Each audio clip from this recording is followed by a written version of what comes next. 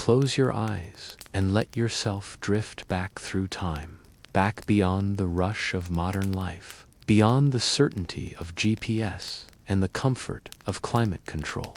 Imagine yourself settling into a world where the rhythm of existence moved with the steady pace of camel bells and the gentle scratch of quill on parchment. Tonight, we journey together to the Silk Road of the 7th and 8th centuries.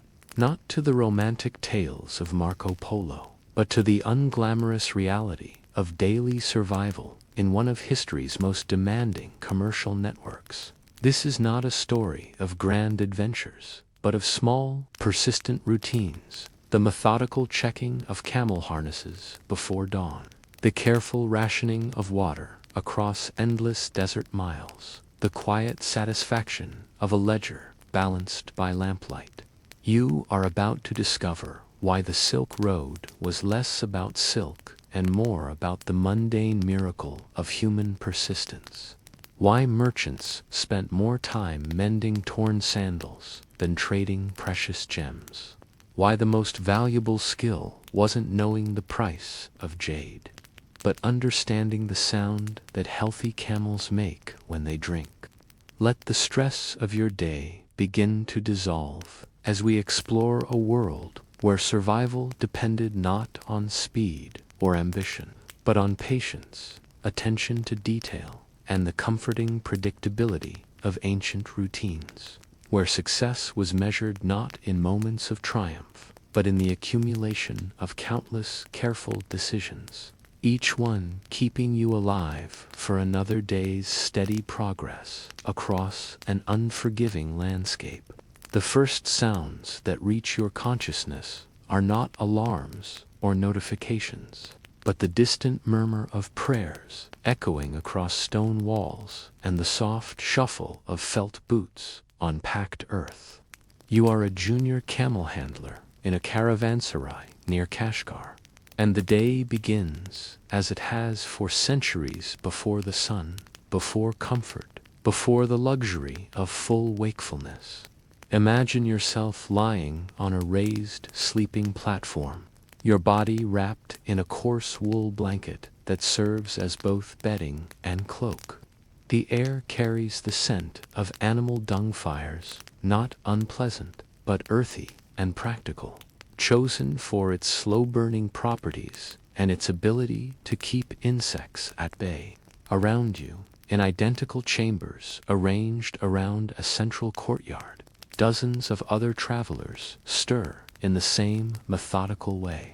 The caravanserai itself is a marvel of practical architecture, designed not for beauty, but for the rhythm of commerce and survival. Picture the rectangular structure, its thick walls rising from the desert like a fortress of hospitality, the central courtyard, where a small fountain provides the gentle, constant sound of flowing water, a sound so precious in this landscape that it feels like music. Your sleeping chamber is perhaps 10 feet by 10 feet, with walls of sun-dried brick that have absorbed and released the heat of countless days.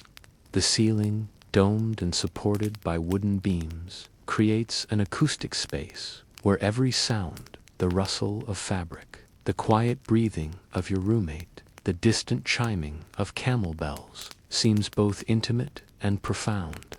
As consciousness fully returns, you become aware of your body's adaptation to this life. Your hands, once soft, now bear the calluses of rope work and the permanent stain of tannins from leather harnesses.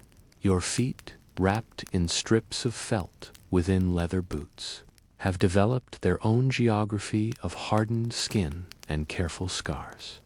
The process of rising follows a sequence you've learned through weeks of repetition.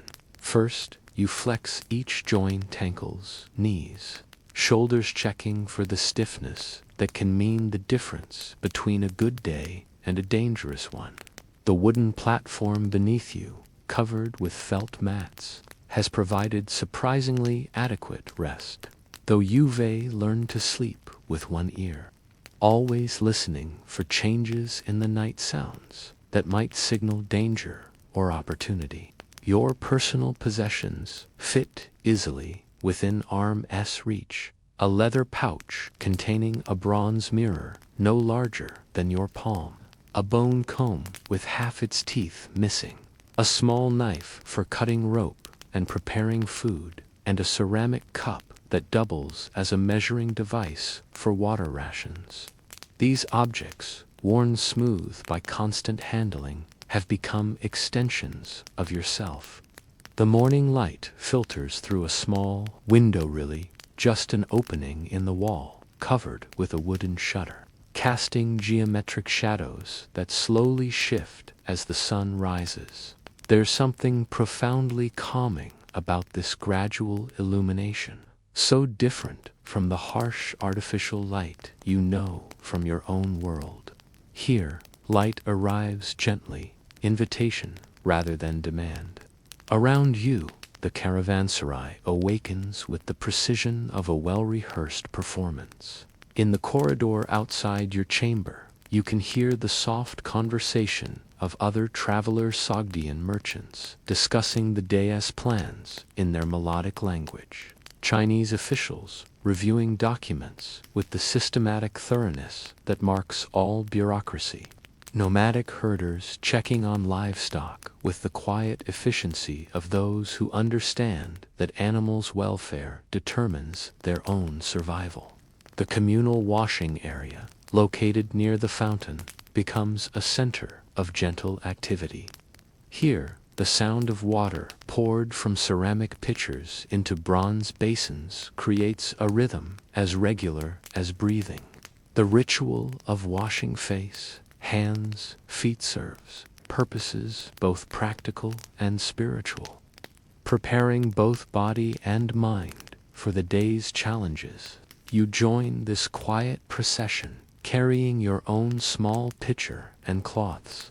The water is cool, drawn from underground sources that have sustained this oasis for generations. As you wash, you notice the way morning light reflects off the water's surface, creating patterns that shift and dance with each movement. There's something meditative about this simple act, performed in the company of strangers who have become temporary family through shared hardship and common purpose. The courtyard itself tells the story of countless such mornings. The packed earth floor, worn smooth by the passage of thousands of feet, bears the circular stains where merchants have built cooking fires. The walls, though practical in their construction, show the artistic impulses of travelers' carved names and symbols. Small niches where people have left offerings or stored precious items. Geometric patterns scratched into plaster by those with time to spare and an urge to create beauty. Your first responsibility as a junior camel handler is the morning inspection of your assigned animals. These Bactrian camels, with their thick winter coats and remarkable endurance, have become your charges, your responsibility, and in many ways, your salvation. Each animal has its own personality, its own quirks and preferences that you've learned to read like a familiar book. The healthy camel stands with its double humps firm and erect, its eyes bright and alert. You run your hands along each animal's legs, feeling for heat that might indicate injury, checking hooves for stones or cuts, examining the thick pads that serve as natural shoes across sand and rock. The camel's breath, visible in the cool morning air, should be steady and unlabored. Any change in these familiar patterns could signal problems that might doom not just the animal, but the entire expedition. The process of checking harnesses and loading equipment follows its own meditative rhythm. Leather straps, softened by use and treated with animal fat, must be examined for wear. Metal buckles and rings, precious and irreplaceable in this remote location, receive careful attention. The felt blankets that cushion the camel's back against its load are shaken out, aired, and repositioned with the care of someone whose comfort depends on the animal's well-being. Loading follows procedures refined through generations of experience. Cargo racks are tied with ropes in precise sequences, goods arranged to distribute weight evenly, everything secured with systematic checking and cross-checking that prevents the disasters that claim caravans. The methodical nature of this work has its own peaceful rhythm, each knot tied exactly as countless handlers have tied it before. Each load balanced according to principles learned through centuries of trial and error. Here, in a room lit by the gentle glow of an oil lamp, sits a figure whose life embodies the intricate web of relationships that makes Silk Road commerce possible. His name is Pezek, a Sogdian merchant in his middle years, his fingers permanently stained with ink from decades of correspondence. Before him, spread across a low wooden table, lie letters written on paper made from mulberry balsam in early Sogdian script, others in the cursive forms he learned as a boy in Samarkand, still others in the careful Chinese characters he has mastered through years of necessity. Imagine settling beside him as he begins his morning ritual. The careful unfolding of documents that have traveled impossible distances. Each letter represents months of anxiety and hope, questions asked in one season and answered in another. Business relationships maintained across voids of space and time that would challenge modern communications. The first letter he opens carries the familiar seal of his cousin in Chang'an, pressed into red wax with the family emblem they have used for 3 generations, as he breaks the seal, carefully preserving the wax for reuse. You can almost feel the anticipation that has built during the weeks since this message was dispatched. The paper crackles softly as he unfolds it. As Pizok works through his correspondence, you begin to appreciate the extraordinary linguistic accomplishment that his daily routine represents. Each letter requires not merely translation from one language to another, but cultural interpretation between worlds of meaning that share little beyond the common desire for profit and survival.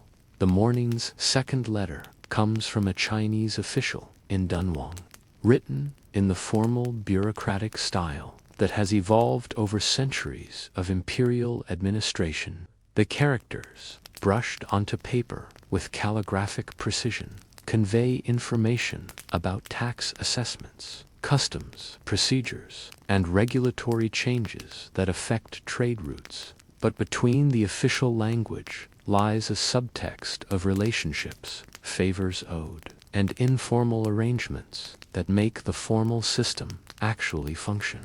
Pezak translates portions of this letter into Sogdian for his own records. Each translation represents not merely linguistic conversion, but cultural adaptation, adjusting concepts and expectations to match the commercial practices of different societies. His writing materials reflect this polyglot existence: brushes for Chinese characters, reed pens for Sogdian script, small knives for scratching corrections, containers of different inks whose colors carry meaning in various cultures. Yet each choice reflects decades of accumulated knowledge about how to communicate across the barriers that separate different worlds. As the morning progresses, Pezak turns to his account books, massive volumes bound in leather and filled with columns of figures that represent the circulation of wealth across continents. These ledgers, written in multiple scripts and currencies, the fundamental unit of this system is trust, not the abstract confidence that characterizes modern financial markets, but personal, familial trust built through generations of kept promises and shared risks. Each entry in the ledger represents not just a transaction, but a relationship, financed by silver from Central Asian mines, transported by camels, purchased with credit from Sogdian merchants in Tashkent, destined for buyers in Constantinople who will pay with gold coins that will eventually return to China through Indian Ocean trade routes. Currency fluctuations, transportation costs, and the inevitable losses from theft, spoilage, and natural disaster. The physical act of maintaining these records has its own meditative quality. The gentle scratch of pen on paper, the careful formation of characters in multiple scripts. Pesik's routine shifts to his second role as cultural intermediary between Chinese officials and foreign traders. This work requires different skills, not just linguistic fluency, but deep understanding of the ceremonial protocols and social expectations that govern cross-cultural interactions in Tang Dynasty China. The first meeting involves a dispute between a Persian merchant and Chinese customs officials over the valuation of a shipment of lapis lazuli. The conflict appears simple disagreement about the grade and therefore the tax liability of the stones. But resolving it requires navigation through layers of cultural misunderstanding, official procedure, and personal relationships that could take days to untangle without skilled mediation.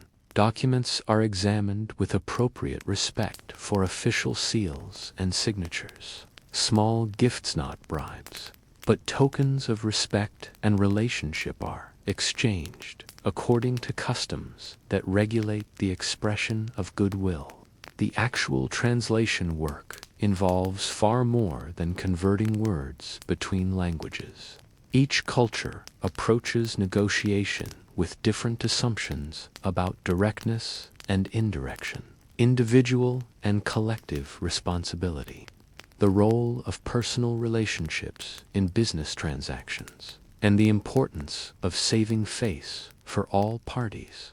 Successful mediation requires creating solutions that allow everyone to maintain dignity while achieving practical objectives. Let your consciousness drift now across centuries, but which have been claimed by sand and silence, preserved in ways that allow us to glimpse intimate details of lives lived over 1,000 years ago. Imagine yourself as part of an archaeological expedition in the early 20th century, standing at the edge of what appears to be merely another rise in the endless dunes of the Tarim Basin. The morning sun casts long shadows across the sand, and in those shadows, geometric patterns begin to emerge, straight lines that speak of human intention, regular spacing that suggests construction, the faint but unmistakable geometry of streets and buildings slowly revealing themselves through the shifting sands. This is Lulan, once a prosperous oasis city, now a testament to the impermanence of human ambition and the extraordinary preservative power of the desert environment. As you brush sand away from partially exposed walls, you begin to understand that you are not excavating ruins so much as stepping into a moment frozen in time, where the ordinary objects of daily life have waited patiently for someone to discover their stories. What makes these lost cities so remarkable is not their grandeur. They were never capitals or monuments to imperial power, but the intimate completeness with which the desert has preserved the texture of ordinary life. The extreme aridity of the Taklamakan, receiving less than 100 millimeters of precipitation annually, combined with saline soils and temperature extremes ranging from -40 degrees Celsius to +40 degrees Celsius, has created natural mummification conditions that rival the most sophisticated preservation techniques. Walk with me now through the partially excavated streets of Naya, another of these desert time capsules where shifting sand has revealed a Pompeii of the Silk Road in one house. Partially cleared of sand, archaeologists discovered a room where a weaver's loom sits exactly as it was left. Threads still stretched between the wooden frame, a half-completed textile showing the geometric patterns favored by local craftspeople. Beside the loom, a wooden basket still contains spindles, wound with thread in colors that remain remarkably vivid: burgundy wool, dyed with madder root, golden yellow from saffron, deep blues from indigo that traveled vast distances to reach these desert workshops. The preservation is so complete that you can still feel the twist in the individual threads, can see the slight variations in tension that speak of human hands working in lamplight. During evening hours, when the day's heat had passed, as excavation reveals more of Nia's layout, a picture emerges of a community organized around the rhythms of water and survival, but softened by human impulses toward beauty and comfort. The houses, built of sun-dried brick and wood, follow a standard plan that reflects both practical needs and social customs developed over generations of desert living. Each dwelling centers around a small courtyard where a hearth provided warmth and cooking facilities. The positioning of these courts, protected from prevailing winds while maximizing morning and evening light, shows sophisticated understanding of desert microclimate management. Storage areas carved into the floors and walls of these houses reveal the complex provisioning strategies required for desert life. Large ceramic jars, some still containing perfectly preserved grains after more than a millennium, show how families prepared for the seasonal variations that determine survival or starvation. The discovery that moves visitors most deeply might be a child's room in one of these houses, where toys carved from wood and bone lie scattered exactly as they were left. A small wooden horse, worn smooth by handling, rests beside a set of knucklebones used for games that children across Central Asia have played for thousands of years.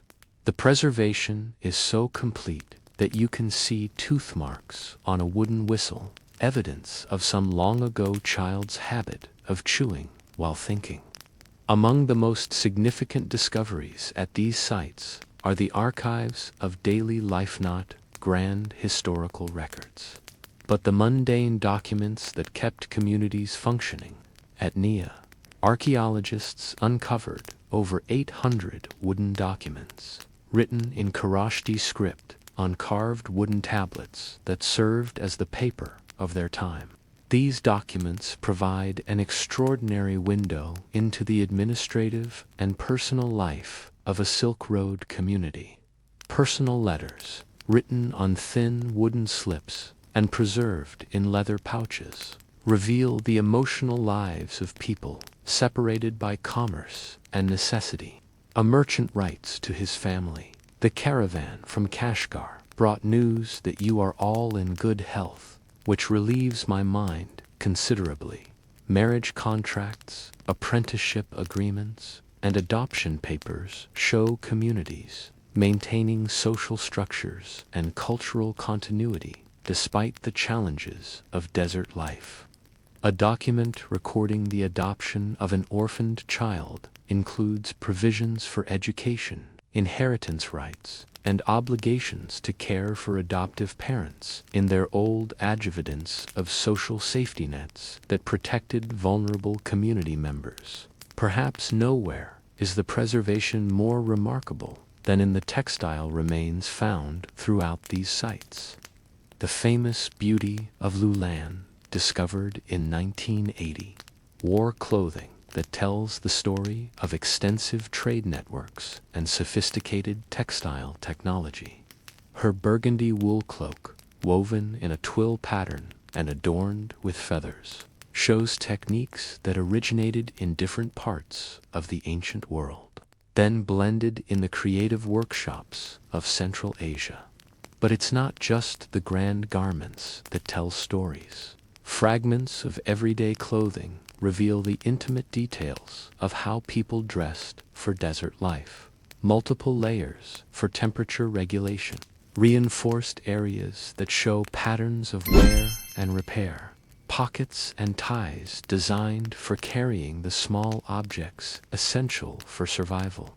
Household textiles, blankets, cushions, wall hangings show how people created comfort and beauty in harsh environments. A carpet fragment, still showing its original geometric pattern in wool dyed with imported indigo, reveals how families transformed simple rooms into spaces of warmth and visual pleasure. The wear patterns on these textiles tell stories of daily use. Smooth spots where people regularly sat, faded areas exposed to light from windows, reinforced edges that show careful maintenance and repair.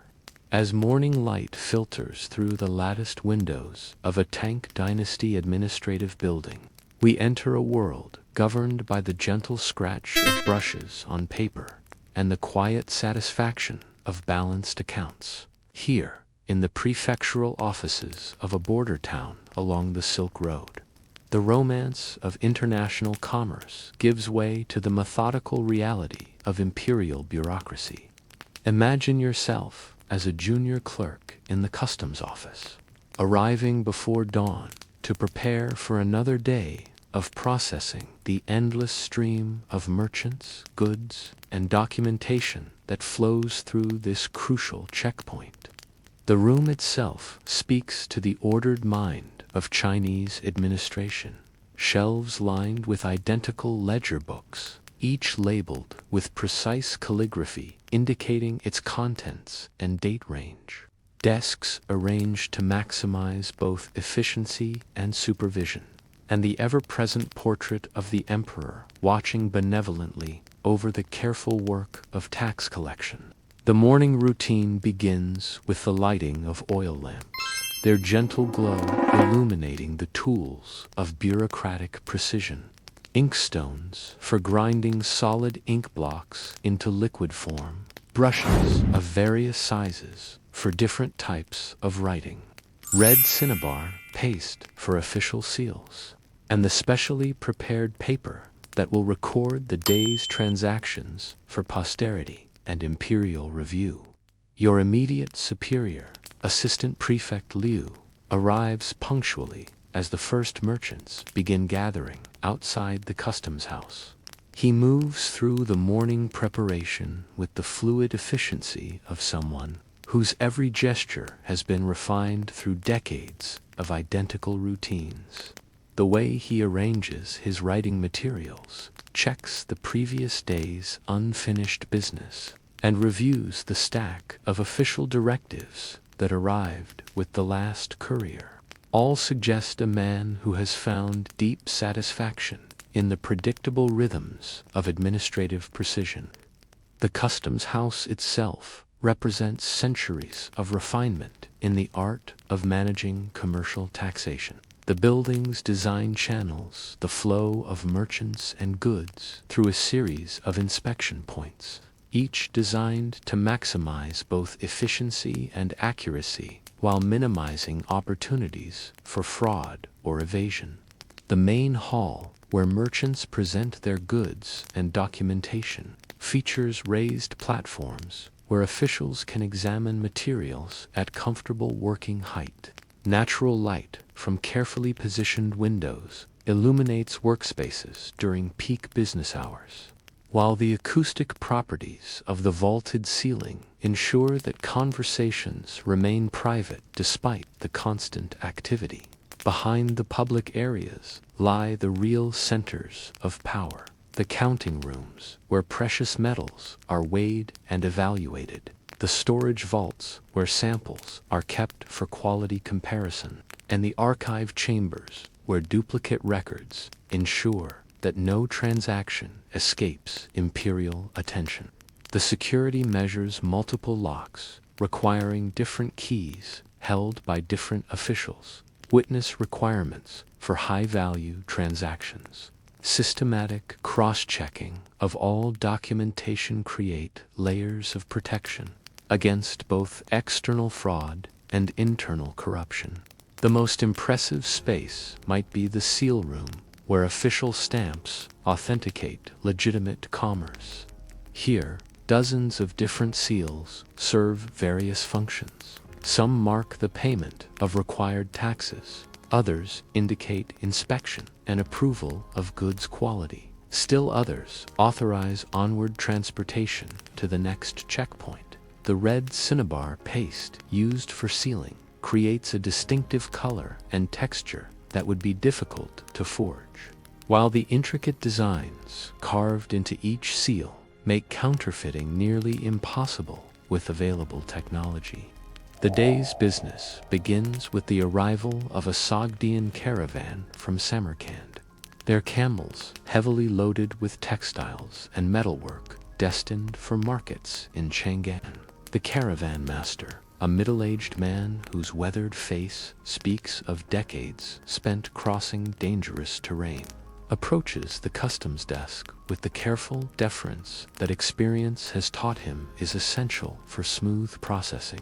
The inspection process follows procedures refined through generations of administrative experience. First, the presentation of travel documents, official passes issued by authorities in the merchant's home territory, stamped and sealed at each checkpoint along the route, forming a paper trail that validates the caravan's legitimacy and tracks its progress across the Empire's vast territories. Next comes the delicate process of goods evaluation. Bolts of silk are unrolled for quality assessment, their weave and color compared against standard samples maintained in the customs office. Metalwork is examined for craftsmanship and material purity, with experienced officials able to detect attempts to pass off inferior goods as premium products. The merchants watch this process with carefully controlled anxiety, knowing that adverse assessments could dramatically affect their profit margins. Assistant Prefect Liu handles the negotiations with the diplomatic skill that his position requires.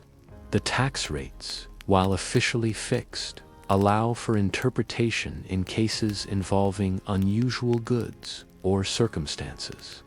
A merchant whose silk shows slight water damage from an unexpected river crossing might receive consideration in the assessment process. A trader whose previous transactions have always been conducted honestly might benefit from streamlined processing that saves valuable time.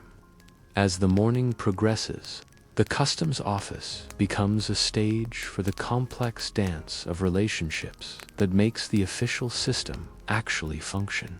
Every interaction between merchants and officials involves layers of meaning that extend far beyond the immediate transaction. The exchange of gifts, small items of no great individual value, but significant, symbolic importance, follows protocols that acknowledge mutual respect and ongoing relationships. A merchant might present a small sample of especially fine tea or a piece of decorative metalwork, not as payment for favorable treatment, but as recognition of the official's expertise and authority. In return, officials provide the efficient, knowledgeable service that keeps goods flowing and merchants returning. The morning tea ceremony, conducted during the brief lull after the first wave of inspections, creates opportunities for informal relationship building. Merchants and officials share conversation about market conditions, political developments, and the personal news that maintains human connections across the vast distances and cultural differences that characterize Silk Road commerce. These relationships prove essential when complications arise. When a Persian merchant discovers that his documentation lacks a required seal from an intermediate checkpoint, Assistant Prefect Leo's knowledge of the merchant's honest dealings in previous transactions enables him to accept alternative forms of verification rather than forcing the costly delay that strict interpretation of regulations might require. The afternoon brings the detailed work of recording and analyzing the morning's transactions. Work that reveals the sophisticated economic intelligence gathering that underlies Tang Dynasty commercial policy. Each transaction generates multiple records, immediate receipts for the merchants, detailed inventories for local administrators, summary reports for provincial officials, and statistical analyses that eventually reach the imperial capital. The information collected goes far beyond simple tax records. Officials track seasonal variations in trade volumes, changes in the types of goods being transported, shifts in the origins and destinations of commercial traffic, and fluctuations in currency exchange rates that might indicate economic or political instability in distant regions. This intelligence gathering serves multiple purposes for imperial administration. Economic data helps predict tax revenues and plan government budgets. Information about goods, shortages, or surpluses enables officials to anticipate and prevent potential unrest in urban areas. Intelligence about foreign trade patterns provides early warning of political developments that might affect diplomatic relations or military planning. The physical process of creating these records follows procedures designed to ensure accuracy while preventing falsification. Multiple copies of each document are prepared using different inks and papers, making systematic alteration difficult to accomplish undetected. Cross-references between different types of records create redundant verification systems that catch errors or intentional misrepresentations.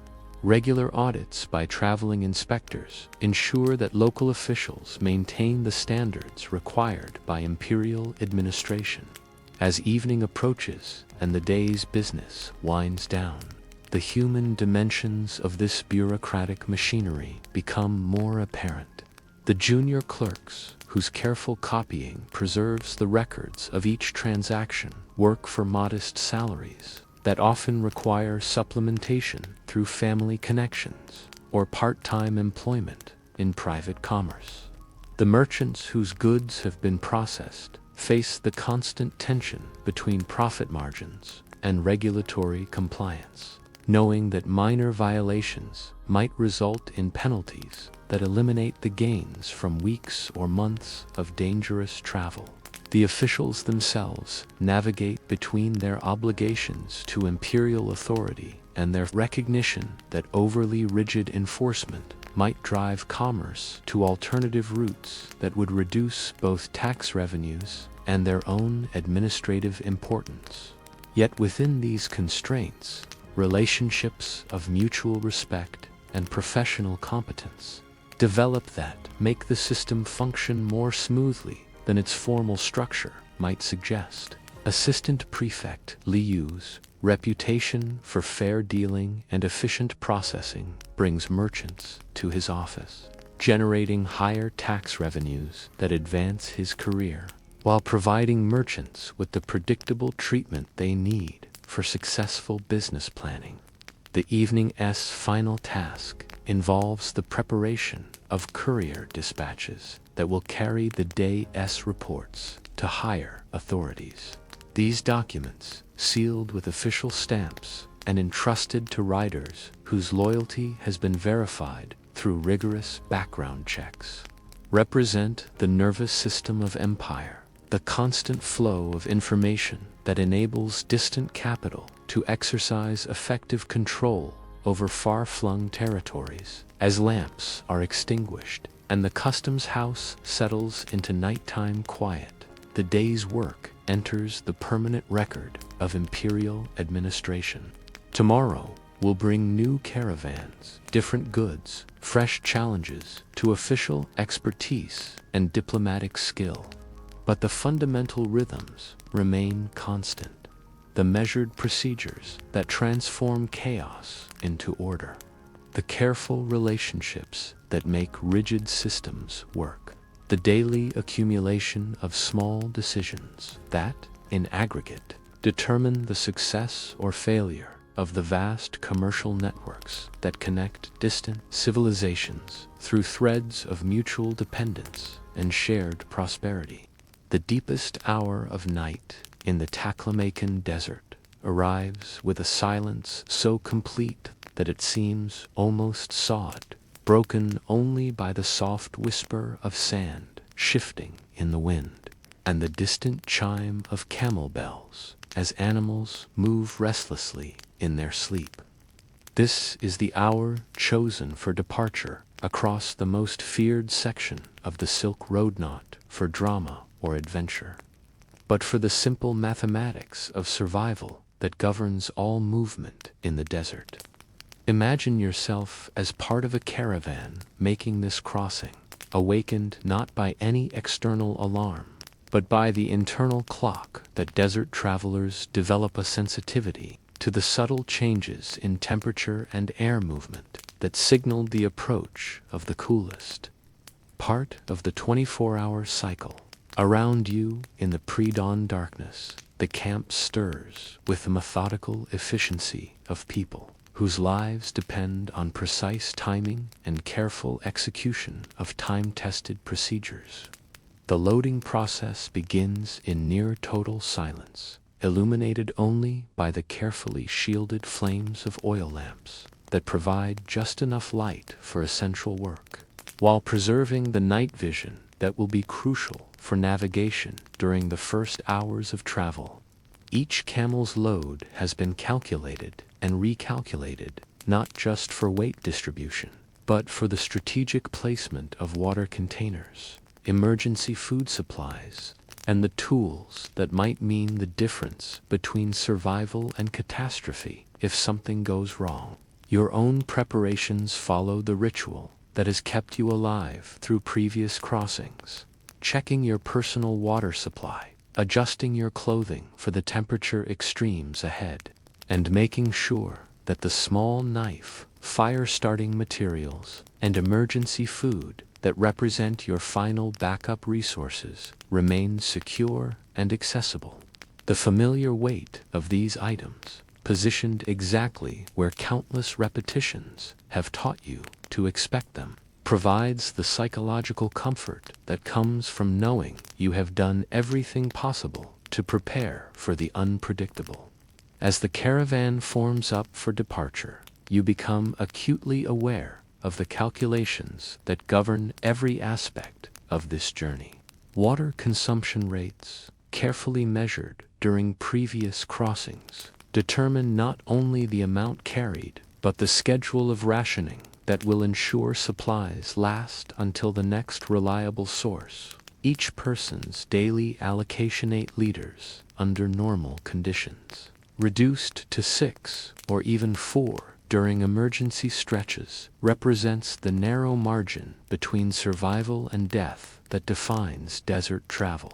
The route itself has been chosen through careful analysis of seasonal conditions, recent weather reports from other travelers, and intelligence about the current locations of sand dunes that shift with the wind patterns.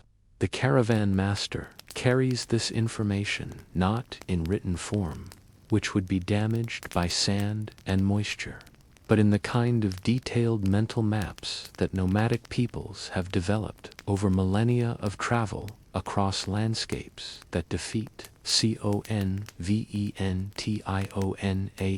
navigation techniques. Food calculations follow equally precise formulas. The dried meat, preserved cheese, and grain flour that constitute the bulk of supplies have been selected, not just for nutritional value, but for their ability to remain edible under extreme temperature variations. The cooking fuel-dried animal dung collected and carefully hoarded during previous stages of the journey must last for meal preparation during the entire crossing, with reserves held for emergency situations where hot food might mean the difference between maintaining strength and succumbing to exhaustion. Even the timing of rest stops follows mathematical precision.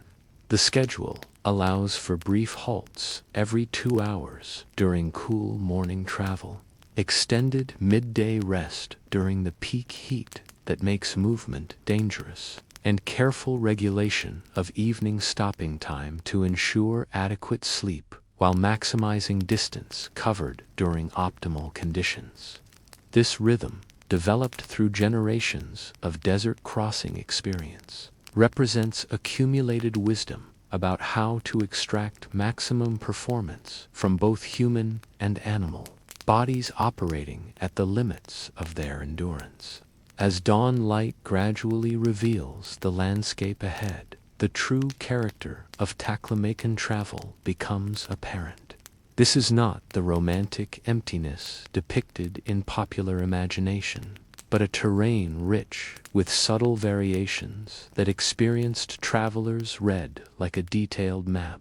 The color and texture of sand reveals information about wind patterns and water sources. The shape and size of dunes indicates the direction and strength of prevailing winds that might affect travel conditions.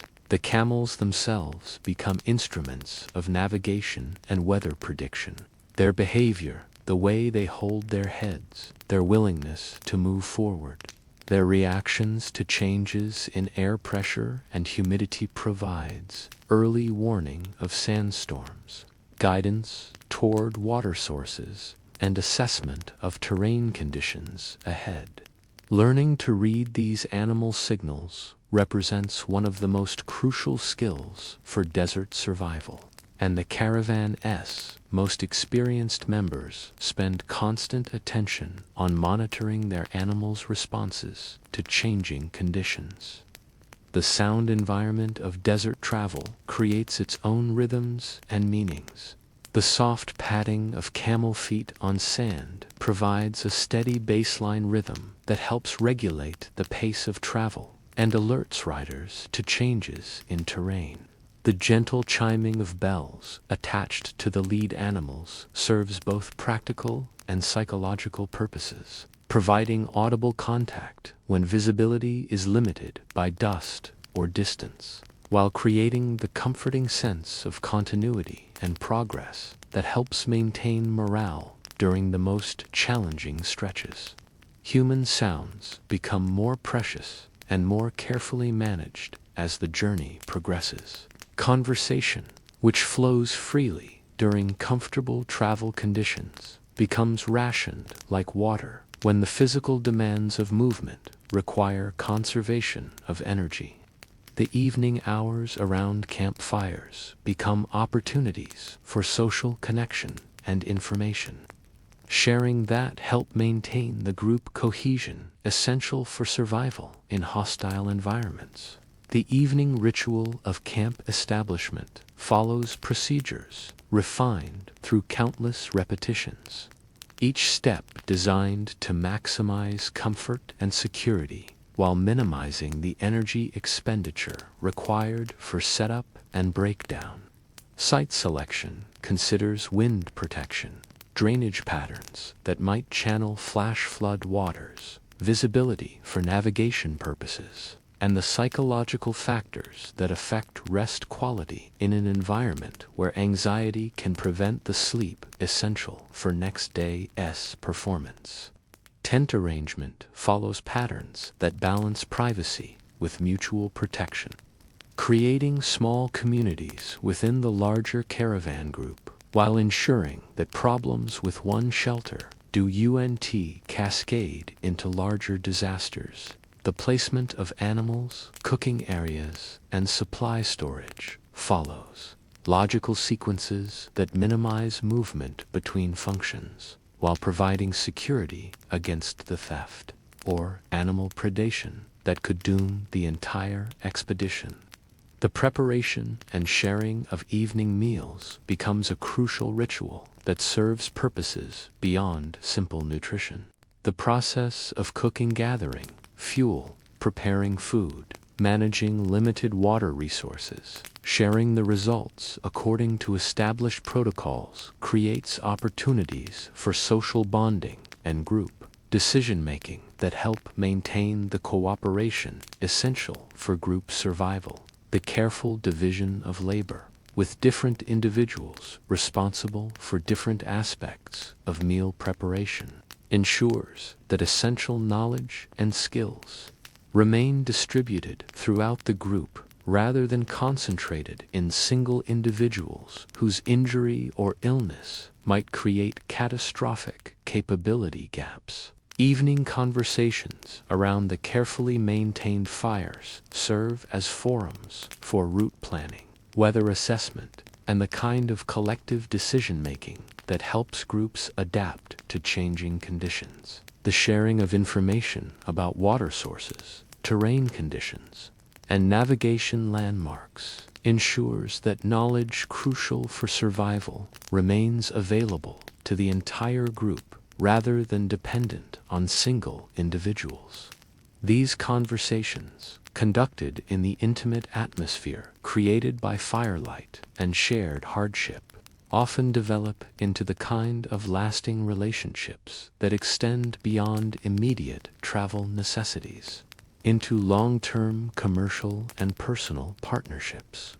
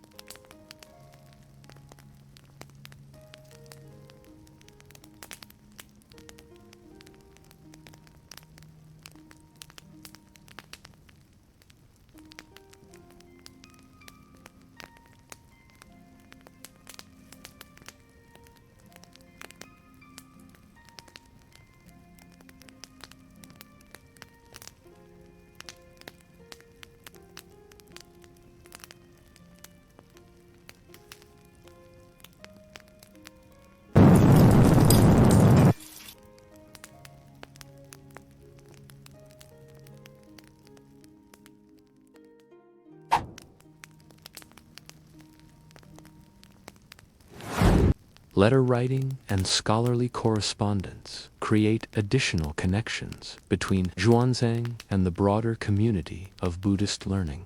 His reports on texts discovered, translations completed, and doctrinal insights developed during his pilgrimage circulate among monasteries throughout Central Asia and China, contributing to ongoing theological discussions and supporting other scholars working on similar projects. The preservation and transport of these scholarly communications requires the same careful attention to security and environmental protection that merchants devote to their most valuable goods. Scholarly letters must survive months of travel through harsh conditions. While the copying of rare texts demands materials and working conditions that allow for the precision necessary to preserve doctrinal accuracy. After years of study in Indian monasteries and the collection of hundreds of sacred texts, Xuanzang's return journey presents logistical challenges that dwarf those faced during his outbound pilgrimage. The manuscript collection he has accumulated represents a library of Buddhist learning that must be transported across thousands of miles without damage to texts that exist in unique copies unavailable anywhere else in the world. The organization of this scholarly cargo requires systematic approaches to packing, environmental protection, and inventory management that rival the most sophisticated commercial operations. Different types of manuscripts require different preservation techniques. Palm leaf texts need protection from drying and cracking, while paper documents must be shielded from moisture and insects. The monk's packing procedures, developed through years of experience with manuscript preservation, create multiple layers of protection using materials selected specifically for their ability to maintain stable conditions despite extreme environmental variations. The successful completion of Xuanzang's 17-year journey represents triumph not of dramatic heroism, but of sustained attention to practical details combined with unwavering commitment to long-term objectives. His methodical approach to travel planning, resource management, and scholarly documentation creates a model for successful long-distance pilgrimage that influences Buddhist travelers for centuries afterward.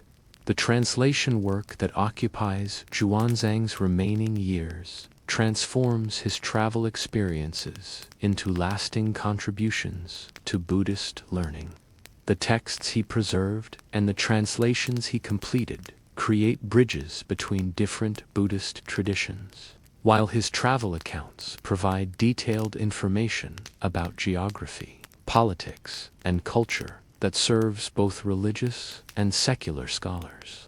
The monk's legacy demonstrates how individual dedication to methodical preparation and sustained effort can achieve objectives that seemed impossible when first undertaken. In the evening shadows of a way station between Turfan and Dunhuang, imagine yourself witness to one of history's most remarkable linguistic performances. Here, where exhausted travelers gather around cooking fires after another day's progress along the Silk Road, the air fills with a symphony of languages that would challenge the most accomplished modern polyglot. Yet, for the merchants, interpreters, and cultural brokers who make their living facilitating commerce across cultural boundaries, this linguistic complexity represents not confusion but opportunity. The evening meal preparation becomes a stage where linguistic skills transform practical necessities into profitable services. A Sogdian interpreter moves between groups of travelers, his ear attuned to the subtle distinctions between dialects that might indicate a merchant's home region, financial resources, or trading specialties. His evening routine involves not just the consumption of food, but the careful gathering of linguistic intelligence that will inform tomorrow's business negotiations. Listen as he shifts effortlessly between languages, each transition marked by changes not just in vocabulary and grammar, but in posture, gesture, and tone that signal deep cultural fluency. Speaking Persian with a merchant from Merv, his voice takes on the melodic cadences that facilitate respectful negotiation in Iranian commercial culture. Switching to Chinese for a conversation with Tang officials, his manner becomes more formal, his gestures more restrained, his entire presence adapted to the hierarchical expectations of imperial administration. But it's in the quiet moments between conversations that the real work of interpretation occurs. The Sogdian broker reviews the day's linguistic encounters, analyzing not just what was said, but how it was expressed, filing away cultural cues that might prove crucial in future negotiations. His mental library of commercial terminology, legal concepts, and cultural expectations represents accumulated intellectual capital that enables complex international trade despite the absence of shared languages or standardized procedures. The physical spaces where cross-cultural communication occurs develop their own specialized architectures designed to facilitate linguistic exchange. The larger caravanserais include chambers specifically designated for interpretation and negotiation, spaces acoustically designed to enable private conversation while allowing for the witness participation that validates important agreements in cultures that rely on oral rather than written contracts. These interpretation chambers feature raised platforms that allow translators to address multiple parties simultaneously, seating arrangements that acknowledge the social hierarchies of different cultures, and storage spaces for the reference materials that support accurate translation of technical terms and legal concepts. The rooms themselves become tools that enhance linguistic performance, their design reflecting centuries of accumulated experience with the practical requirements of cross-cultural communication. The evening routine in these spaces follows protocols refined through generations of commercial practice. Formal negotiations begin only after appropriate greetings have been exchanged, according to each culture's requirements, with interpreters managing the complex choreography of respect and precedence that enables substantive discussion. The physical positioning of participants, the order in which different languages are spoken, even the timing of pauses for translation all follow unwritten rules that experienced interpreters navigate intuitively. Document preparation in multilingual contexts requires additional specialized skills and equipment. Interpreters maintain collections of seals, inks, and papers appropriate for different cultures, while their calligraphic abilities must extend to multiple writing systems with their distinct aesthetic and technical requirements. The evening hours often involve the careful preparation of contracts and agreements that will be comprehensible to parties who share no common language beyond the commercial relationships that bring them together. In spaces where formal interpretation services are unavailable or too expensive, spontaneous communication develops according to patterns that reveal the fundamental human capacity for linguistic improvisation. The evening markets that spring up around way stations become laboratories for the creation of simplified trading languages that enable basic commercial interaction despite the absence of shared vocabulary. These pidgin languages, developed through immediate, practical necessity, demonstrate the same systematic attention to essential communication that characterizes all successful Silk Road adaptations, Numbers, quantities, qualities, and prices receive priority in vocabulary development, while gesture, visual demonstration, and reference to physical samples supplement limited verbal communication. The process of creating these simplified languages follows predictable patterns that experienced traders recognize and exploit to accelerate commercial relationships. The most skilled, multilingual merchants develop repertoires of these simplified communication systems, each adapted to particular trading relationships and cultural combinations. Their evening routines include practice sessions where basic trading vocabularies are rehearsed and refined, cultural gestures are perfected, and new linguistic combinations are experimented with in preparation for future commercial encounters. But even these simplified systems require careful attention to cultural sensitivities that extend far beyond mere vocabulary. Colors, numbers, gestures, and even spatial relationships carry different meanings in different cultures. And successful communication requires awareness of these potential sources of misunderstanding. The merchant who masters these subtleties gains significant competitive advantages in markets where cultural sensitivity often proves more valuable than favorable pricing. As darkness settles over the way station and formal business concludes for the day, a different kind of linguistic exchange begins around the cooking fires. Here, in the informal atmosphere created by shared meals and mutual exhaustion, travelers engage in the language learning that enables long-term success in international commerce. These evening language lessons follow no formal curriculum beyond immediate practical necessity.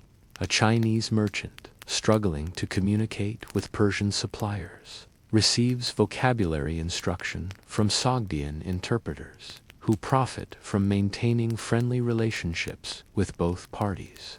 A Central Asian nomad learns the numerical systems and measurement terms that will enable direct participation in urban markets, reducing dependence on intermediaries who claim substantial percentages of trading profits. The teaching methods developed in these informal sessions demonstrate remarkable pedagogical sophistication despite their casual appearance. Visual memory techniques connect new vocabulary with concrete objects and experiences that facilitate retention during stressful negotiation situations. Rhythmic repetition patterns help embed pronunciation and tonal variations that carry meaning in tonal languages. Role-playing exercises allow practice of the social protocols that govern commercial interaction in different cultures. The most valuable lessons often involve cultural rather than strictly linguistic instruction, learning when to speak and when to remain silent, understanding the gesture patterns that signal respect or disrespect, mastering the timing and intensity of eye contact appropriate for different social relationships. These cultural competencies often prove more crucial for commercial success than formal language fluency.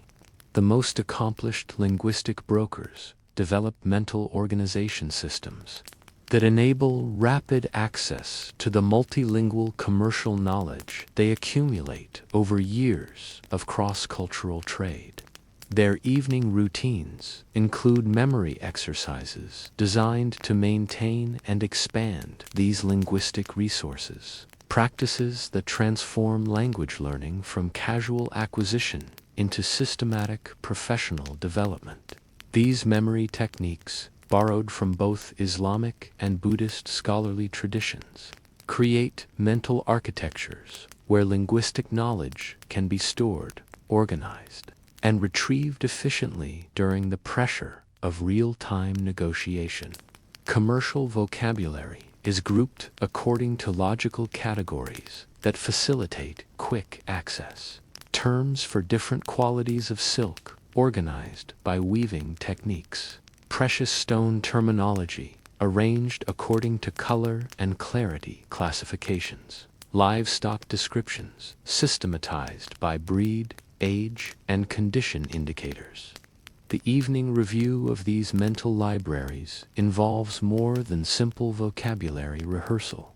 Experienced interpreters practice the rapid code switching that enables seamless transition between languages during complex multi-party negotiations. They rehearse the cultural adaptation patterns that ensure appropriate behavior when linguistic changes require corresponding shifts in social protocol.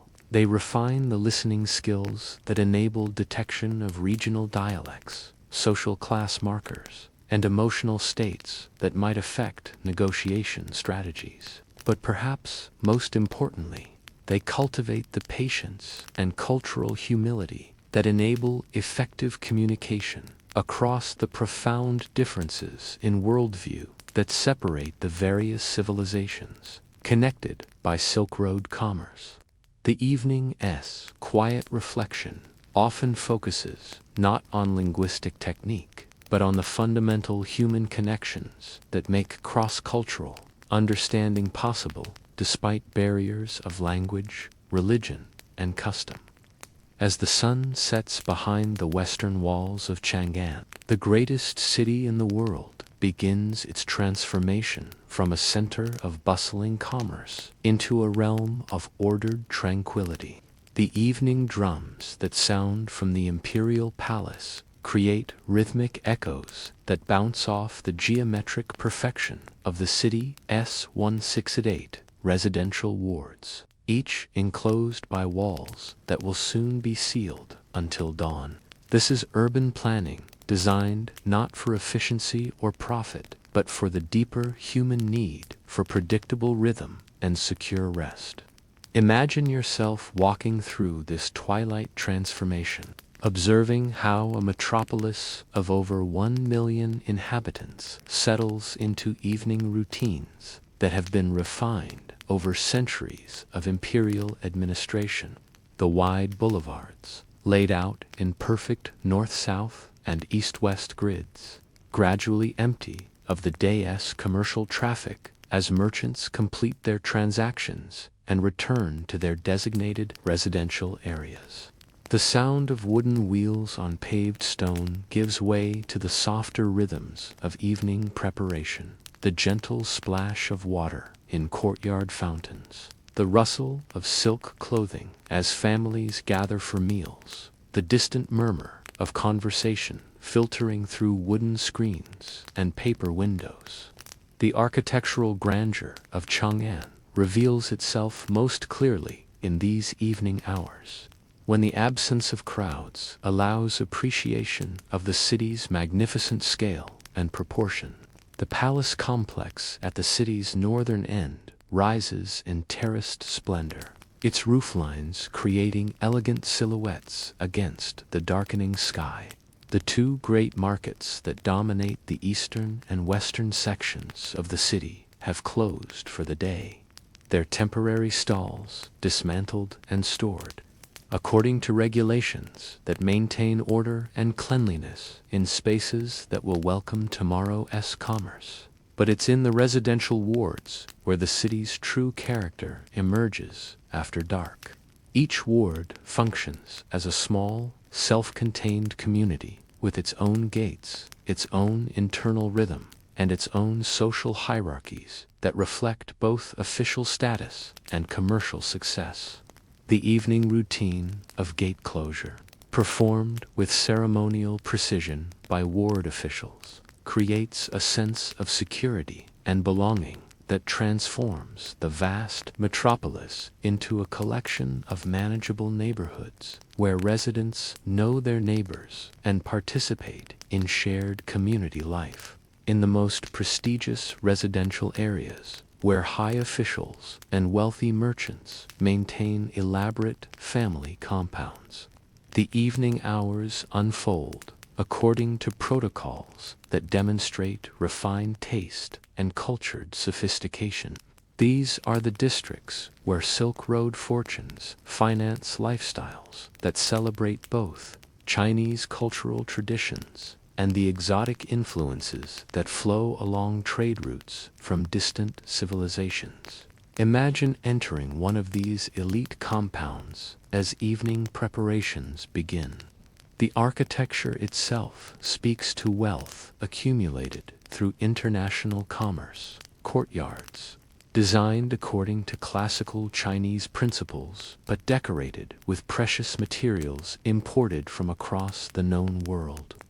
Persian carpets cover polished wooden floors, while walls display calligraphy brushed on paper, made according to techniques learned from Central Asian craftspeople. The furniture, though following traditional Chinese forms, incorporates design elements and decorative motifs that reflect the cosmopolitan tastes of families whose fortunes depend on cross-cultural trade.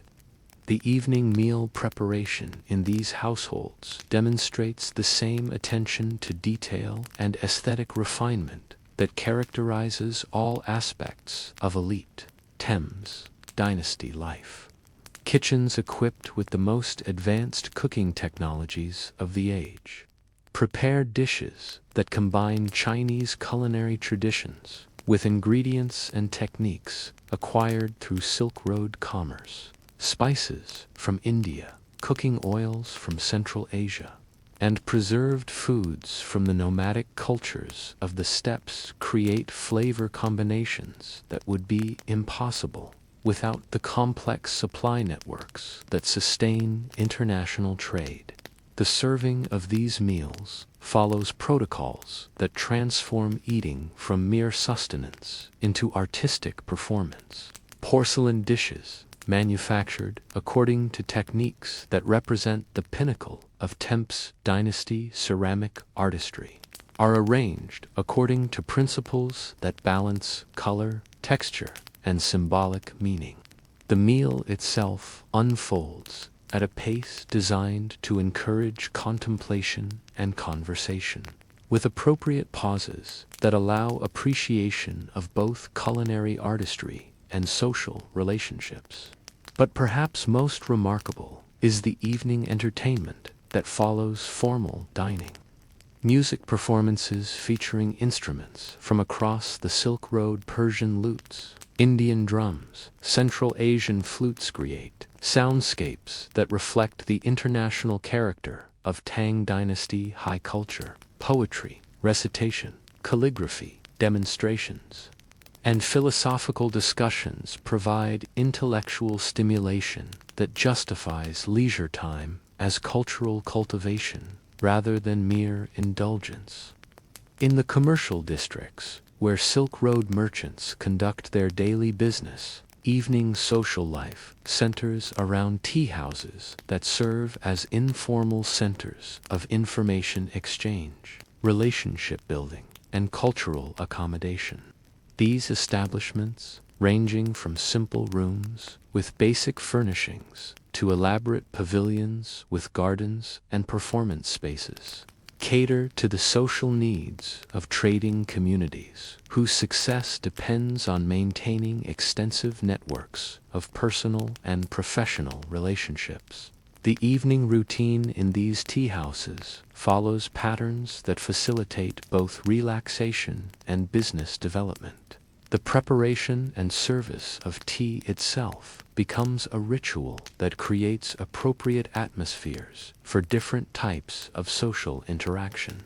The careful measurement of tea leaves, the precise timing of water heating, the artistic arrangement of ceramic implements contribute to environments that encourage the patient conversation and careful relationship building that underlie successful long-term commercial partnerships. The acoustic environment of these establishments reflects sophisticated understanding of how physical spaces can enhance social interaction.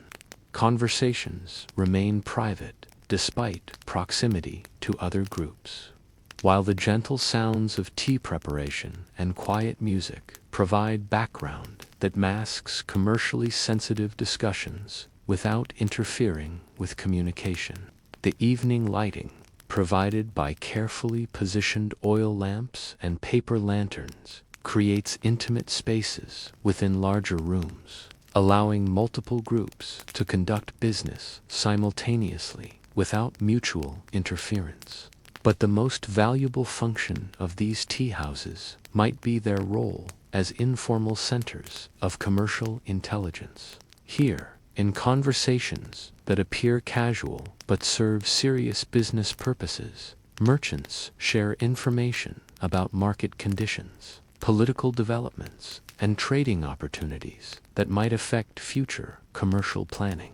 The evening hours, when formal business has concluded and social barriers relax, often produce the insights and relationships that determine commercial success or failure in highly competitive international markets. While the formal markets close at dusk according to imperial regulations, Chang'an's evening economy continues through networks of informal commerce that serve both residents' daily needs and the city's substantial population of temporary visitors. These night markets, operating with official tolerance, if not formal approval, create economic opportunities for residents who lack access to prime commercial locations, while providing convenient shopping for consumers whose daytime schedules prevent participation in formal market activities.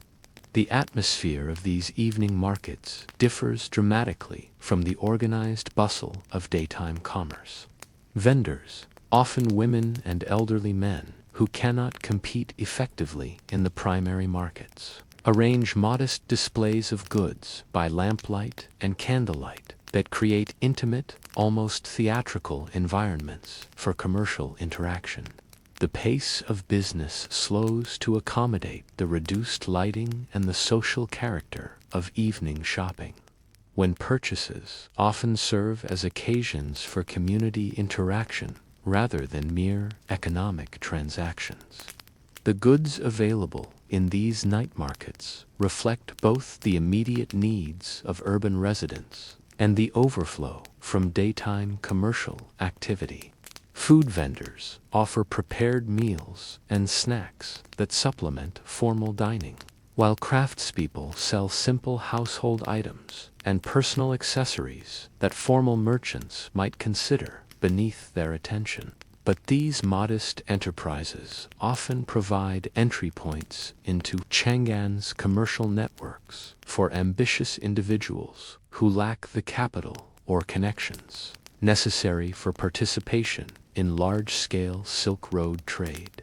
The evening routine of these markets follows rhythms determined by community needs rather than imperial regulations. Setup and breakdown procedures minimize disruption to daytime activities while creating temporary commercial spaces that serve essential economic functions. The social protocols that govern interaction in these informal settings emphasize personal relationships and community solidarity over the competitive dynamics that characterize large-scale commercial operations. As full darkness settles over Chang'an, the city's evening transformation completes itself through the systematic lighting of public areas that ensure security and enable continued movement through the urban landscape. The lamplighters, municipal employees whose work represents one of the earliest examples of public utility service, follow prescribed routes that illuminate major thoroughfares, ward gates, and other strategic locations according to schedules coordinated with the evening closure of residential areas. This public lighting system represents remarkable municipal sophistication for its historical period, demonstrating the Tang dynasty's commitment to urban amenities that enhance both security and quality of life. The oil lamps used for street lighting burn refined vegetable oils that provide steady illumination while minimizing smoke and odor that might disturb residents. The lamp designs themselves, while functional, incorporate aesthetic elements that contribute to the city's architectural beauty, even during nighttime hours. The lamplighter's routine requires not just technical skill in maintaining lighting equipment, but knowledge of the city's social rhythms and security needs that enable appropriate responses to changing conditions. During festivals and special events, additional temporary lighting creates appropriate atmospheres for public celebration. During periods of political tension or security concerns, lighting patterns can be adjusted to enhance official surveillance while maintaining public confidence in imperial authority. But perhaps most importantly, the systematic provision of public lighting transforms Chang'an from a collection of isolated residential compounds into a unified urban community that maintains its identity and functionality throughout the 24-hour cycle. The gentle glow of street lamps creates visual connections between different areas of the city, while providing psychological comfort to residents whose security depends on the continued effectiveness of municipal services that represent imperial commitment to urban welfare. As the evening deepens toward night and Chang'an settles into the quiet rhythms that will sustain the city until dawn, the successful completion of another day's urban life represents triumph of human organization over the natural chaos that would otherwise characterize large concentrations of population. The boring routine of municipal administration, commercial regulation, and community organization creates the stable foundation that enables both economic prosperity and cultural achievement in one of history's greatest cities. At 14,000 feet above sea level, in the heart of the Pamir Mountains, where the ancient world reaches toward heaven, winter arrives not as a season, but as a test of human ingenuity against forces that seem designed to eliminate life itself. Here, where the Silk Road's most treacherous passages thread between peaks that scrape the sky, imagine yourself as part of a caravan that has miscalculated the timing of its crossing, trapped by early snowfall in a landscape where survival depends on techniques refined through generations of high-altitude travel. The morning air at this elevation carries a crystalline quality that makes each breath visible long after sunrise, transforming the simple act of breathing into a constant reminder of the margin by which life persists in this environment. Your exhalations create small clouds that freeze instantly in the sub-zero temperatures, while the effort required to draw oxygen from air that contains less than half the density found at sea level makes every movement a deliberate calculation of energy, expenditure versus necessity. The snow underfoot does not crunch with the familiar sound known in gentler climates, but squeaks with a high-pitched note that speaks to temperatures so low that normal physical properties no longer apply. This sound, once heard, becomes an acoustic marker that experienced mountain travelers use to gauge temperature conditions and assess the safety of continued travel. When snow stops squeaking and begins to crunch, it signals warming temperatures that might indicate either improved conditions or dangerous avalanche risks as accumulated snow loses stability. The landscape itself seems designed to humble human ambition. Mountain peaks rise in all directions with slopes so steep that snow cannot accumulate, leaving exposed rock faces that gleam like polished metal in the thin air.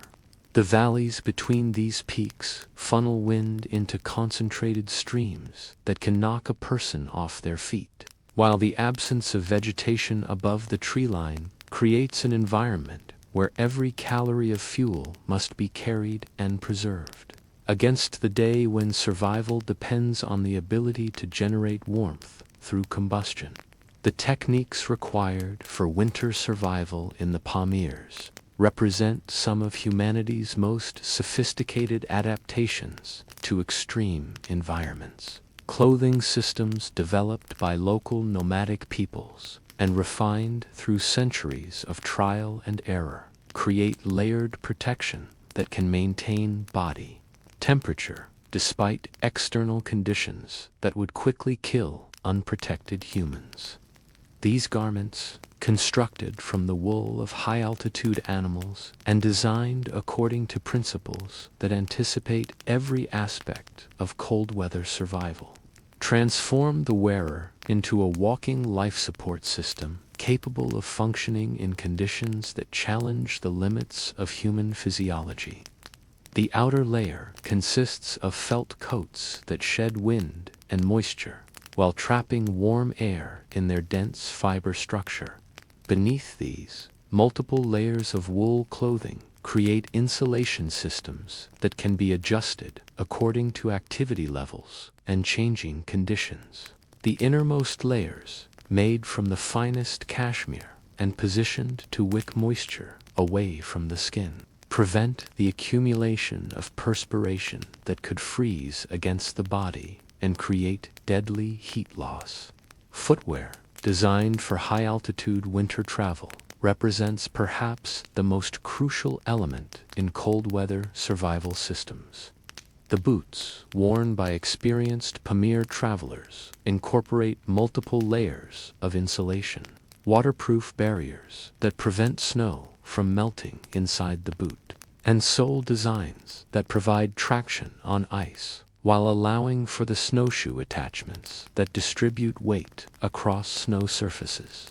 The process of putting on and removing these complex footwear systems becomes a ritual that can determine survival, requiring techniques that maintain dexterity despite numbed fingers and ensure that no moisture accumulates inside the boot during the transition. But clothing represents only one element in comprehensive survival systems that must address every aspect of human needs in extreme environments. Shelter construction in the Pamirs requires techniques that can create warm, secure spaces using materials that must be carried across terrain where every pound represents a significant burden. The portable shelters used by experienced mountain travelers combine lightweight construction with insulation properties that can maintain livable internal temperatures despite external conditions that would quickly overcome heating systems. The process of creating and maintaining warmth in Pamir winter conditions becomes a constant occupation that requires systematic attention to fuel management, heat conservation, and the careful balance between energy expenditure and caloric intake that determines whether travelers maintain the strength necessary for continued survival.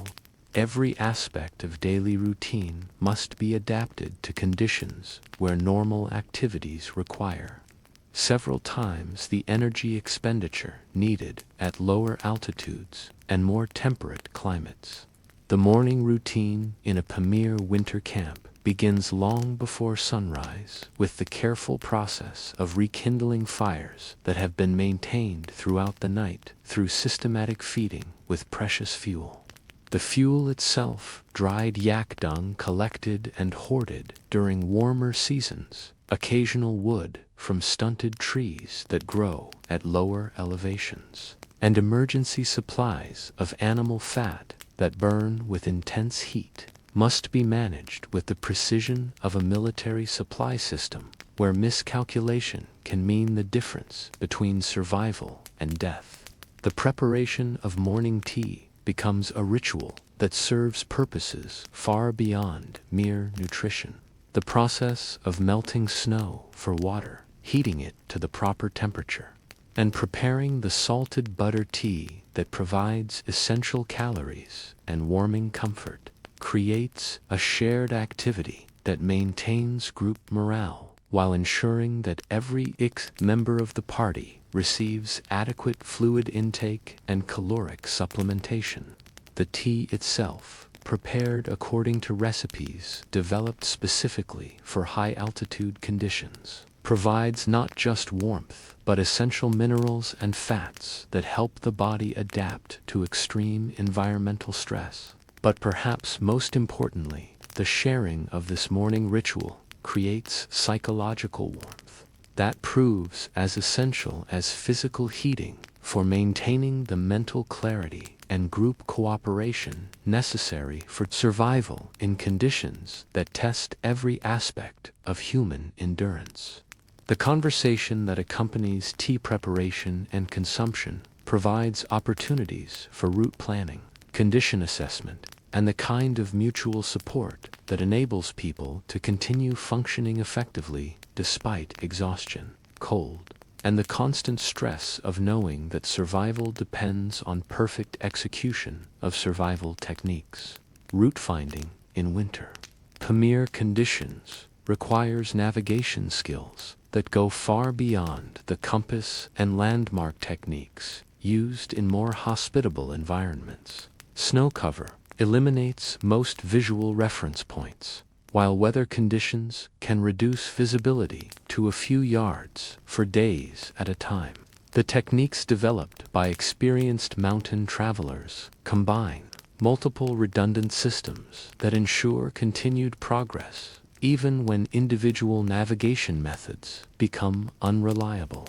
The primary navigation technique relies on wind pattern recognition, using knowledge of seasonal air movement patterns that remain consistent despite weather changes.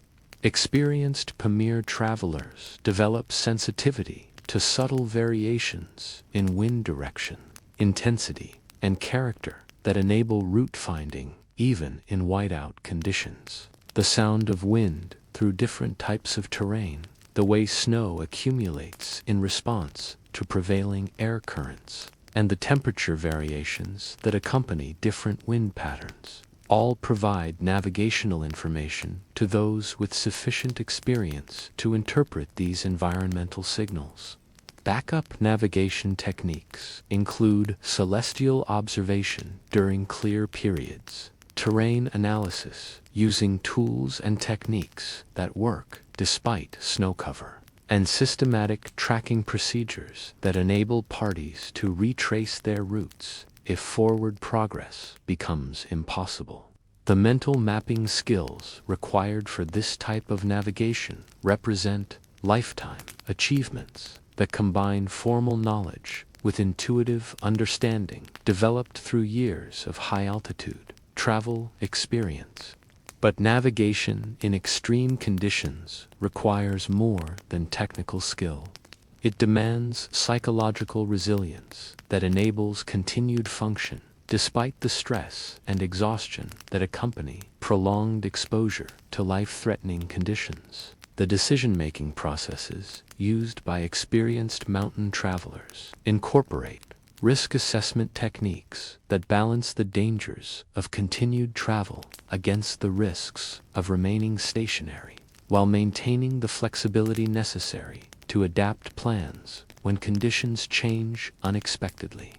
The successful completion of winter Pamir crossing represents triumph of human preparation and persistence over environmental conditions that seem designed to eliminate human presence.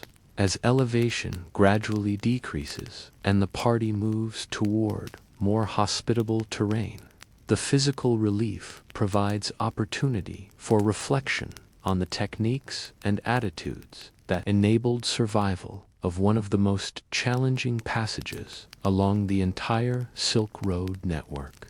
The psychological transformation that accompanies successful completion of extreme survival challenges creates lasting changes in perspective that affect all subsequent travel and commercial activities. Travelers who have survived Pamir winter conditions develop confidence in their ability to overcome obstacles that would intimidate less experienced individuals, while maintaining the healthy respect for environmental forces that prevents overconfidence and reckless risk-taking.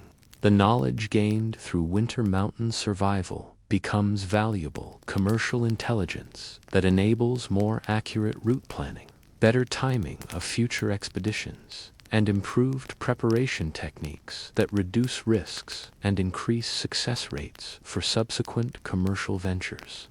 This accumulated expertise represents competitive advantage in markets where successful completion of difficult routes can mean the difference between profit and catastrophic loss.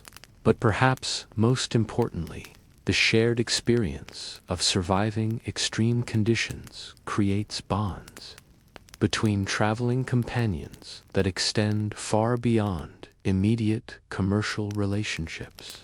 The trust and mutual dependence required for winter mountain survival often develop into long-term partnerships and friendships that provide social and economic benefits that continue throughout traders' careers. The boring routine of systematic survival procedures, executed perfectly under extreme stress, transforms into the foundation for relationships that support both individual success and the broader commercial networks that connect distant civilizations through threads of mutual dependence and shared accomplishment. In the pre-dawn darkness of a fortified way station near the Tashkent oasis, imagine yourself witnessing preparations for one of the Silk Road's most critical but least celebrated functions: the movement of official diplomatic communications between distant courts. Here, a small but elaborately equipped embassy prepares for the final stage of a journey that began months ago in the imperial capital of Chang'an, carrying edicts, tribute records, and diplomatic correspondence that will determine relationships between the Tang Empire and the various Petrol-Asian kingdoms that control crucial segments of trade routes. The diplomatic caravan differs markedly from commercial expeditions in both its equipment and procedures. Where merchants optimize for profit margins and cargo capacity, diplomatic missions prioritize security, ceremonial appropriateness, and the symbolic projection of imperial authority across vast distances.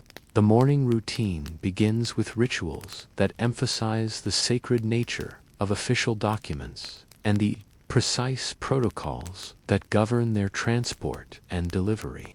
Watch as the embassy's leader, a middle-ranking court official whose appointment to this mission represents both honor and exile from the comfortable routines of capital life, oversees the morning inspection of documents that represent the emperor's will projected across impossible distances. Each scroll, wrapped in yellow silk and sealed with the vermilion stamps that carry imperial authority, receives individual attention that borders on religious reverence. The handling procedures, refined through centuries of bureaucratic practice, ensure that these precious communications arrive in condition that demonstrates appropriate respect for both sender and recipient. The escort guards, selected not just for martial skills, but for reliability and discretion, complete their own morning routines with the systematic attention to equipment and procedure that characterizes professional military operations.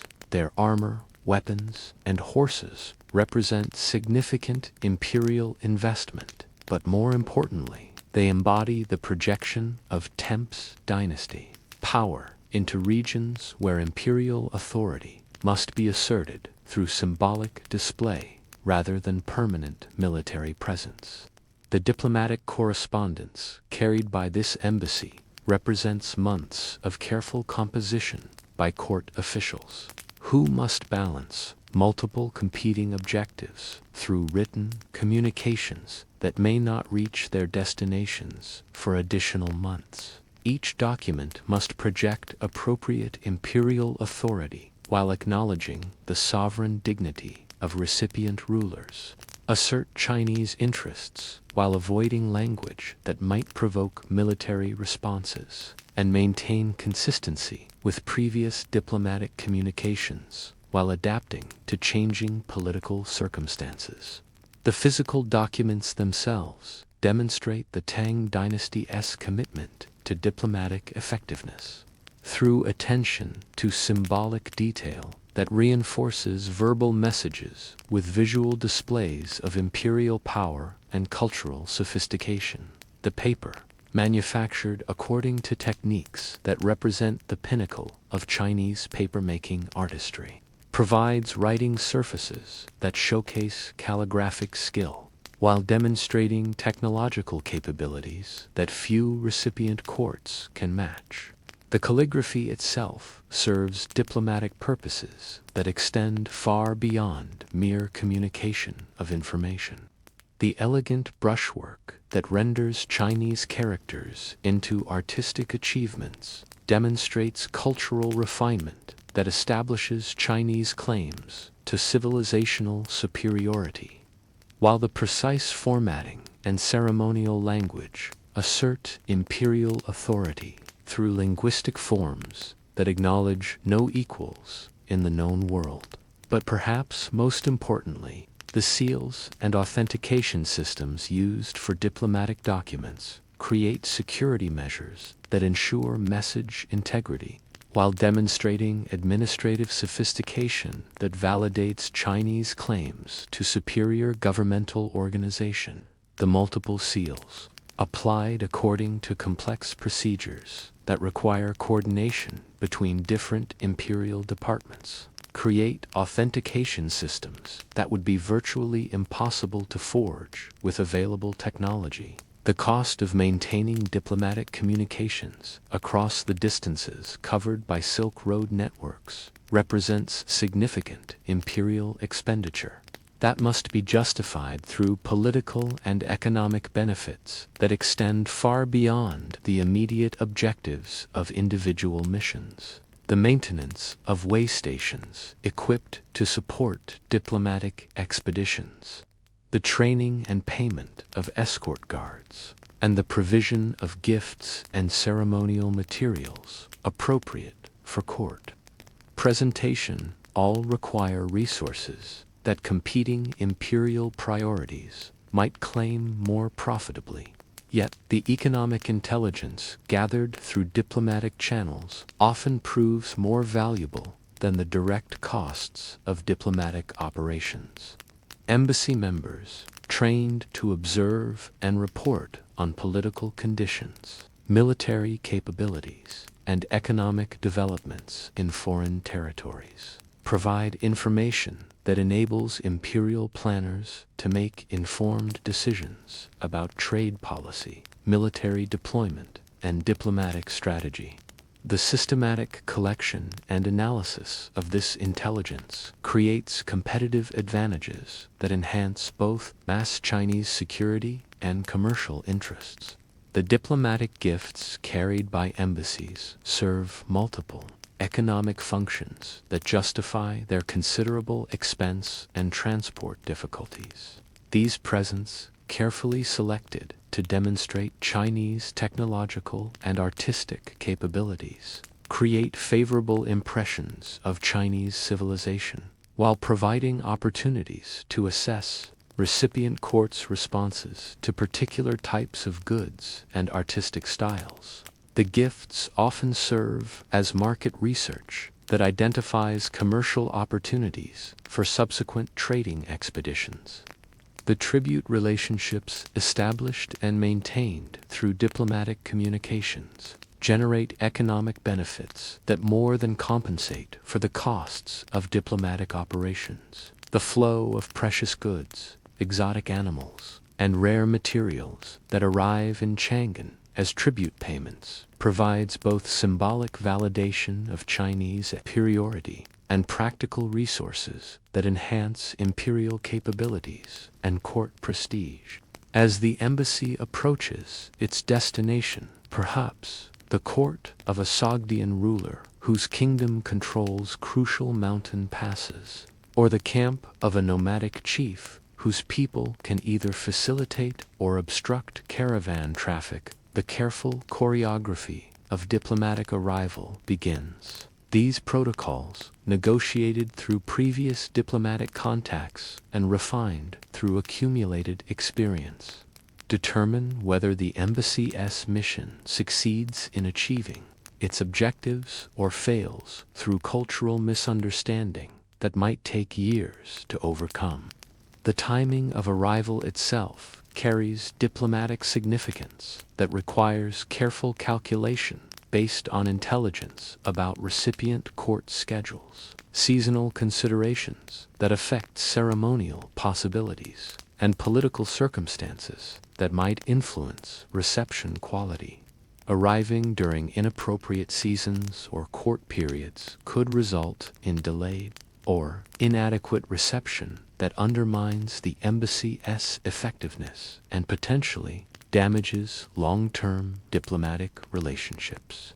The ceremonial presentation of credentials follows procedures that must satisfy both Chinese requirements for maintaining imperial dignity and local expectations for appropriate diplomatic courtesy. The embassy's leader must navigate between asserting Chinese superiority and acknowledging local sovereignty, demonstrating respect for local customs while maintaining distinctly Chinese identity, and projecting confidence while avoiding arrogance that might provoke hostile responses.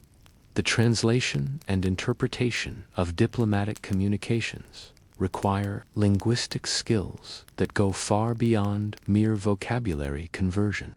The ceremonial language used in Chinese diplomatic documents often incorporates concepts and assumptions that have no direct equivalence in recipient cultures.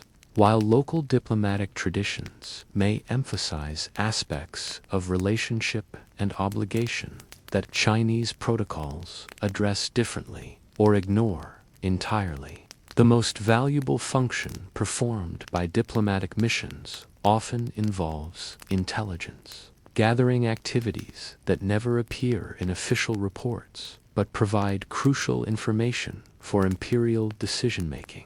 Embassy members granted access to foreign courts and traveling through territories that few Chinese officials ever see, observe and record information about political stability, military capabilities, economic conditions, and cultural developments that help imperial planners understand the broader context within which Chinese policies must operate. This intelligence collection follows systematic procedures designed to gather comprehensive information while maintaining the official diplomatic character of the mission.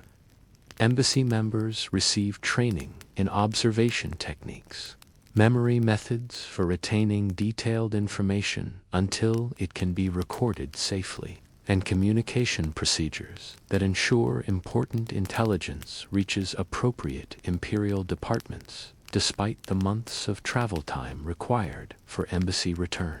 The social interactions that accompany diplomatic missions create opportunities for informal information exchange that often proves more valuable than formal negotiations. Evening banquets, cultural performances, and ceremonial exchanges provide contexts where foreign officials may reveal information about their government's intentions, concerns, and capabilities that would never appear in official communications. The embassy's ability to participate effectively in these social contexts often determines the quality of intelligence they can collect. But intelligence gathering must be balanced against diplomatic objectives that require maintaining friendly relationships with foreign courts. Embassy members must collect information without appearing to spy, demonstrate interest in local customs without seeming to assess military capabilities, and ask appropriate questions without revealing Chinese intelligence priorities that might compromise future diplomatic or commercial operations. In the depth of night, when stars provide the only illumination across the vast emptiness of the Taklamakan desert. Imagine yourself as part of a caravan that has ventured beyond the established routes marked by previous travelers' bones and the scattered remains of abandoned camps. Here, where no caravanserai offers sanctuary and no well-worn path provides guidance, survival depends on navigation techniques that transform the natural world into a readable map for those with sufficient knowledge to interpret its subtle signs. The lead navigator, a weather-beaten man whose lifetime of desert crossing has created an internal compass that rarely fails, begins each evening en route planning with observations that would seem mystical to modern travelers dependent on electronic guidance systems. His attention focuses not on distant landmarks or celestial objects, but on the immediate environment's smallest details. The way sand accumulates around scattered stones, the direction from which the day's wind has blown, the subtle color variations in dune faces that indicate prevailing weather patterns. This process of environmental reading requires decades of accumulated experience combined with systematic observation techniques that transform, apparently, random landscape features into navigational information. The texture of sand underfoot reveals information about recent wind patterns and underground water sources.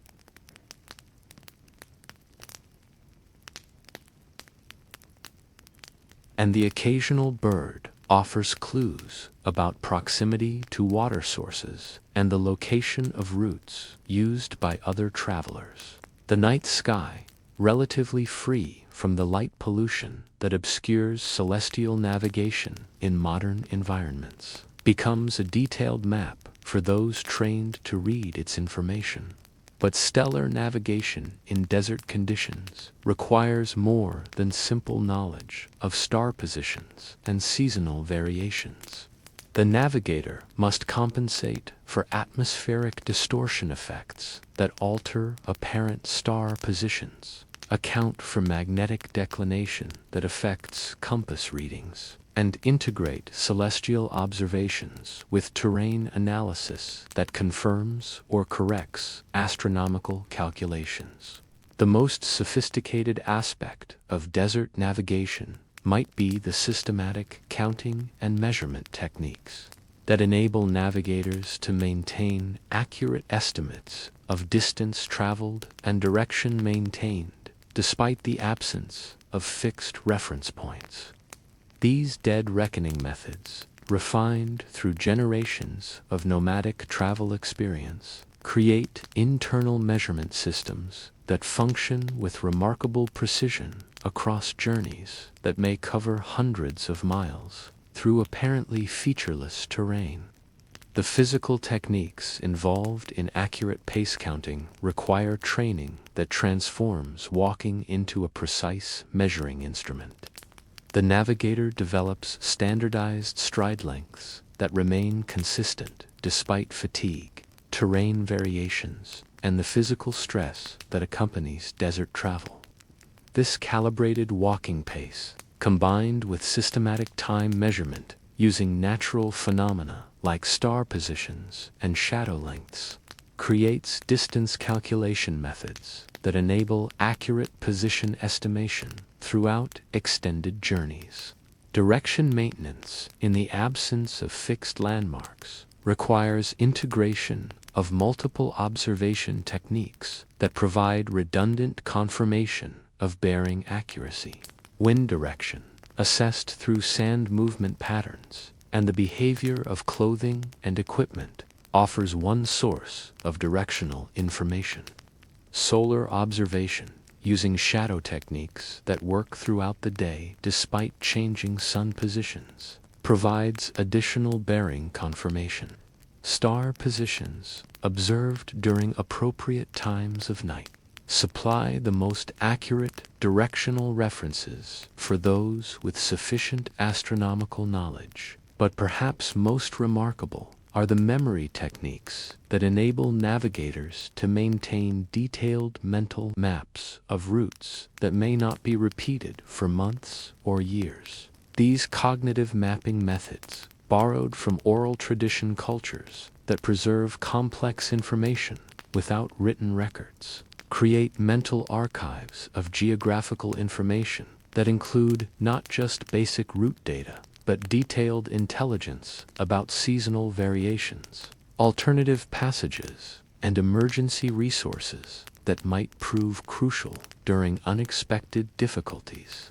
In regions where conventional landmarks remain invisible or unreliable, experienced navigators develop sensitivity to environmental features that provide consistent reference points despite their subtlety.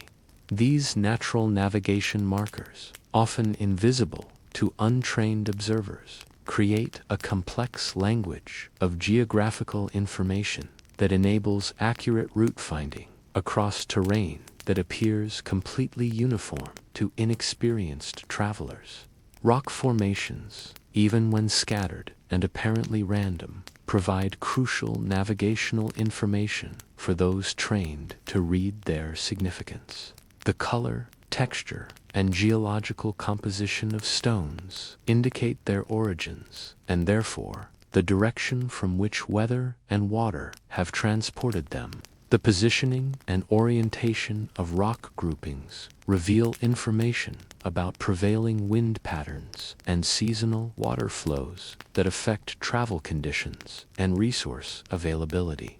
Vegetation patterns, sparse though they may be in desert environments, offer additional navigational intelligence that helps confirm route accuracy and identify resource opportunities.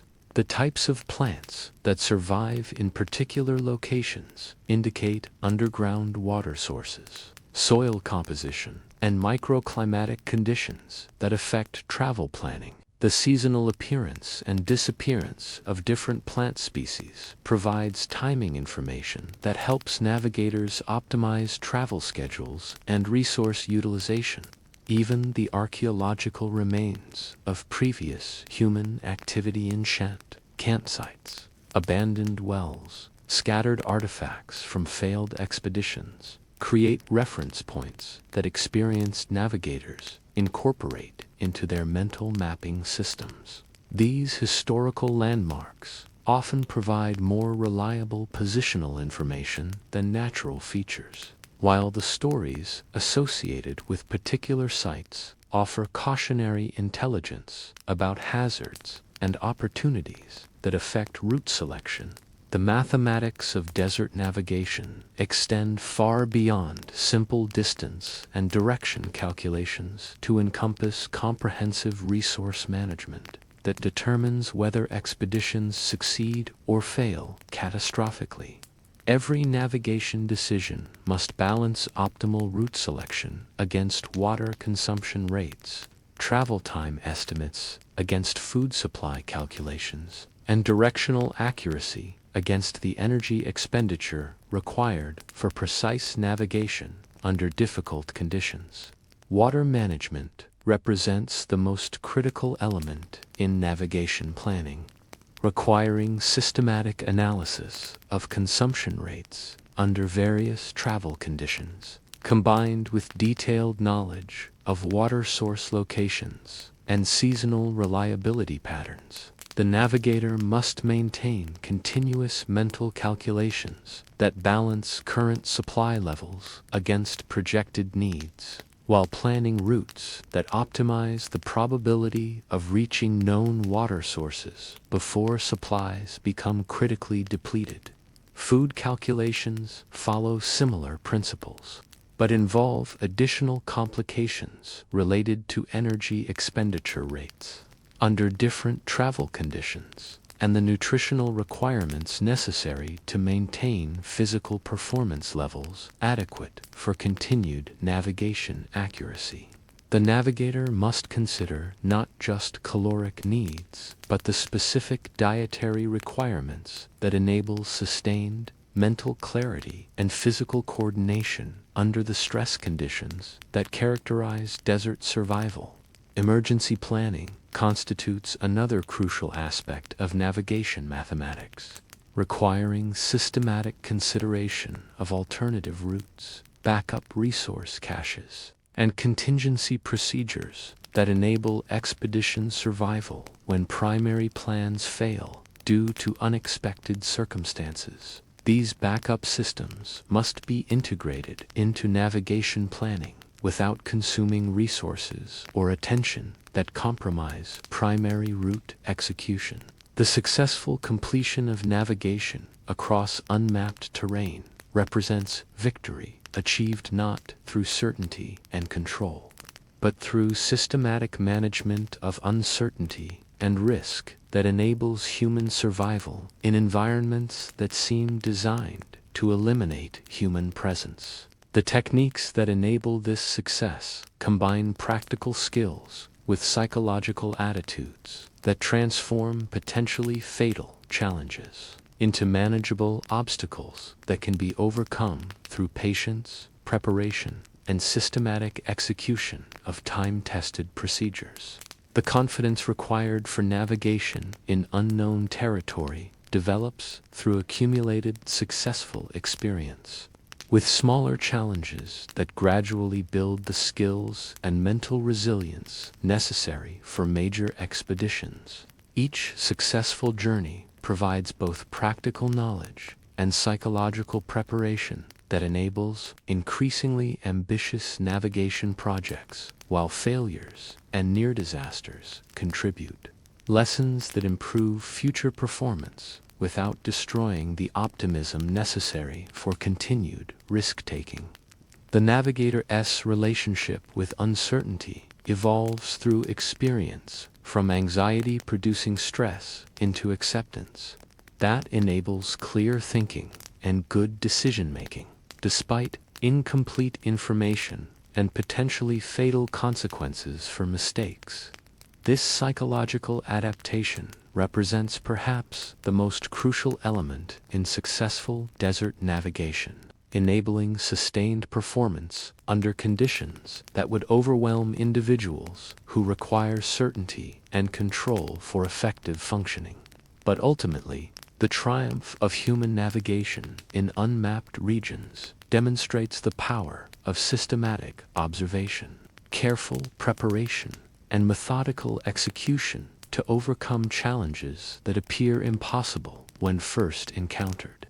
The boring routine of constant observation, systematic record-keeping, and disciplined adherence to proven procedures transforms the romance of exploration into the practical reality of survival, achieved through attention to detail and commitment to techniques that have proven successful through generations of accumulated experience.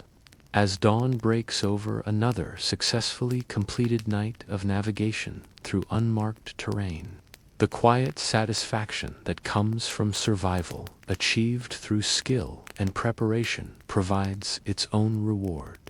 The landscape that seemed threatening and chaotic in darkness reveals itself in morning light as beautiful and comprehensible, transformed by human understanding from hostile wilderness into mapped territory that will never again seem completely foreign to those who have learned to read its subtle language of direction, distance, and survival. In the dusty quiet of a warehouse on the outskirts of Chang'an, where the Great Silk Road finally yields its treasures to the mundane business of inventory and distribution, imagine yourself witnessing the conclusion of journeys that began thousands of miles away in markets whose names most Chinese have never heard.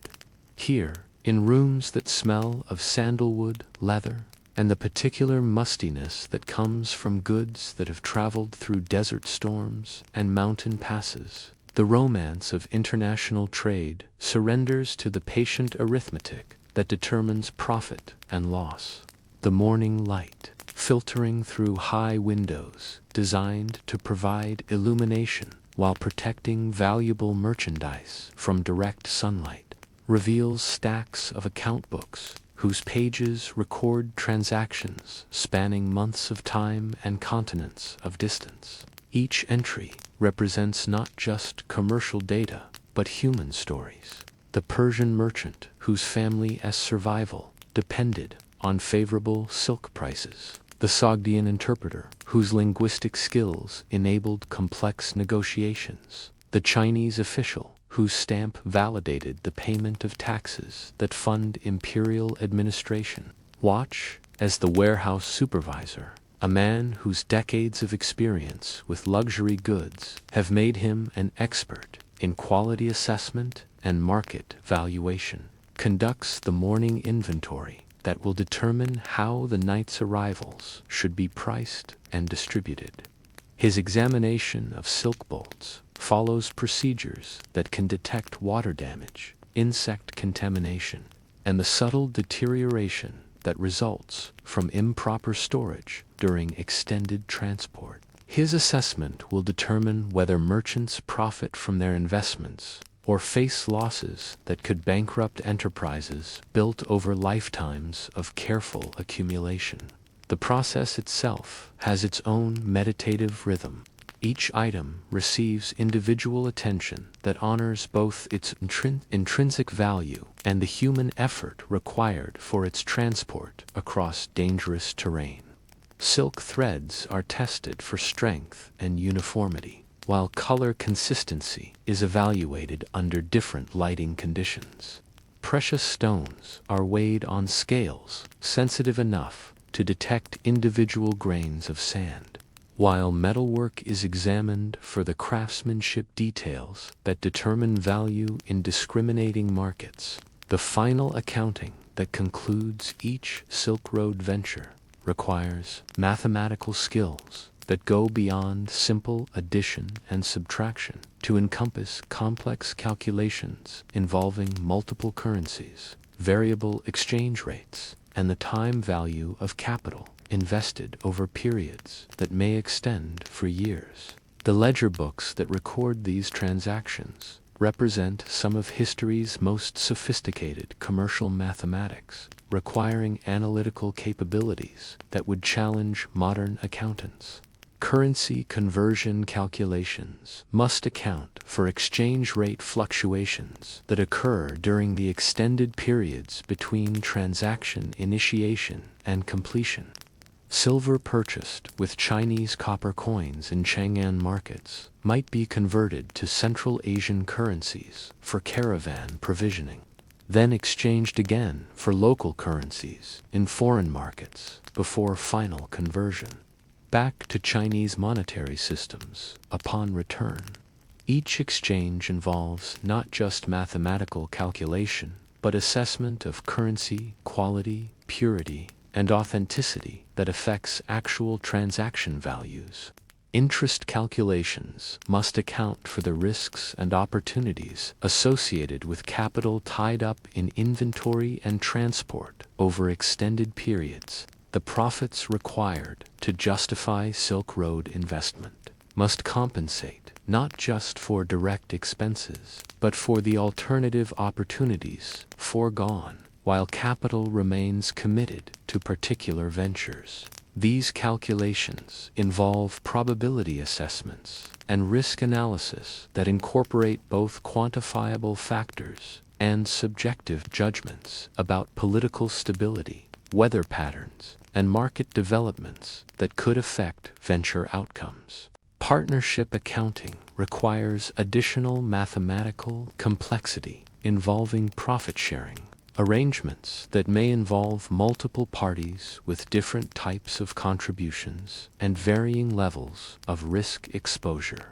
Some partners contribute capital, while others provide labor or specialized skills. Some bear risks throughout entire ventures, while others participate only in specific segments. The final distribution of profits and losses must reflect these complex arrangements, while maintaining relationships that enable future collaboration. The conclusion of Silk Road ventures involves more than mathematical calculation. It requires ceremonial recognition of the human relationships that made successful commerce possible, despite the barriers of distance, language, and cultural difference. The final settlement meetings, conducted in warehouses and counting rooms throughout Chang'an, become occasions for acknowledging the contributions of everyone whose efforts contributed to venture success. These settlement ceremonies follow protocols that balance commercial objectives with the social requirements that maintain long-term business relationships. The distribution of profits occurs according to predetermined agreements, but the manner of distribution reflects respect for cultural differences and individual contributions that extend beyond strict contractual obligations. Bonus payments recognize exceptional performance, while ceremonial gifts acknowledge relationships that transcend immediate commercial interests. The documentation of final settlements creates records that serve both immediate, practical purposes and long-term relationship maintenance. Partnership agreements for future ventures often emerge from settlement discussions, while the evaluation of individual performance during completed expeditions influences selection of personnel for subsequent commercial projects. The reputation earned through reliable performance in demanding conditions becomes capital that enables participation in increasingly profitable ventures. But perhaps most importantly, settlement ceremonies provide opportunities for the sharing of knowledge and experience that improves performance in future ventures. Route conditions, market intelligence, cultural insights, and technological innovations discovered during expeditions are shared among participants, creating collective learning that benefits the entire commercial community. This knowledge transfer often proves more valuable than immediate profit distributions, representing investment in capabilities that enable sustained commercial success. The records maintained in Chang'an's commercial warehouses represent more than simple business documentation. They constitute an archive of human experience with international commerce that preserves lessons learned through centuries of trial and error across some of the world's most challenging terrain. These ledger books, correspondence files, and inventory records create libraries of commercial intelligence that support decision-making for future ventures, while documenting the evolution of international trade practices. Market price records, maintained over decades of trading activity, reveal seasonal patterns, long-term trends, and the impact of political developments on commodity values. This historical data enables merchants to optimize timing for particular types of transactions, while avoiding periods when market conditions favor buyers over sellers.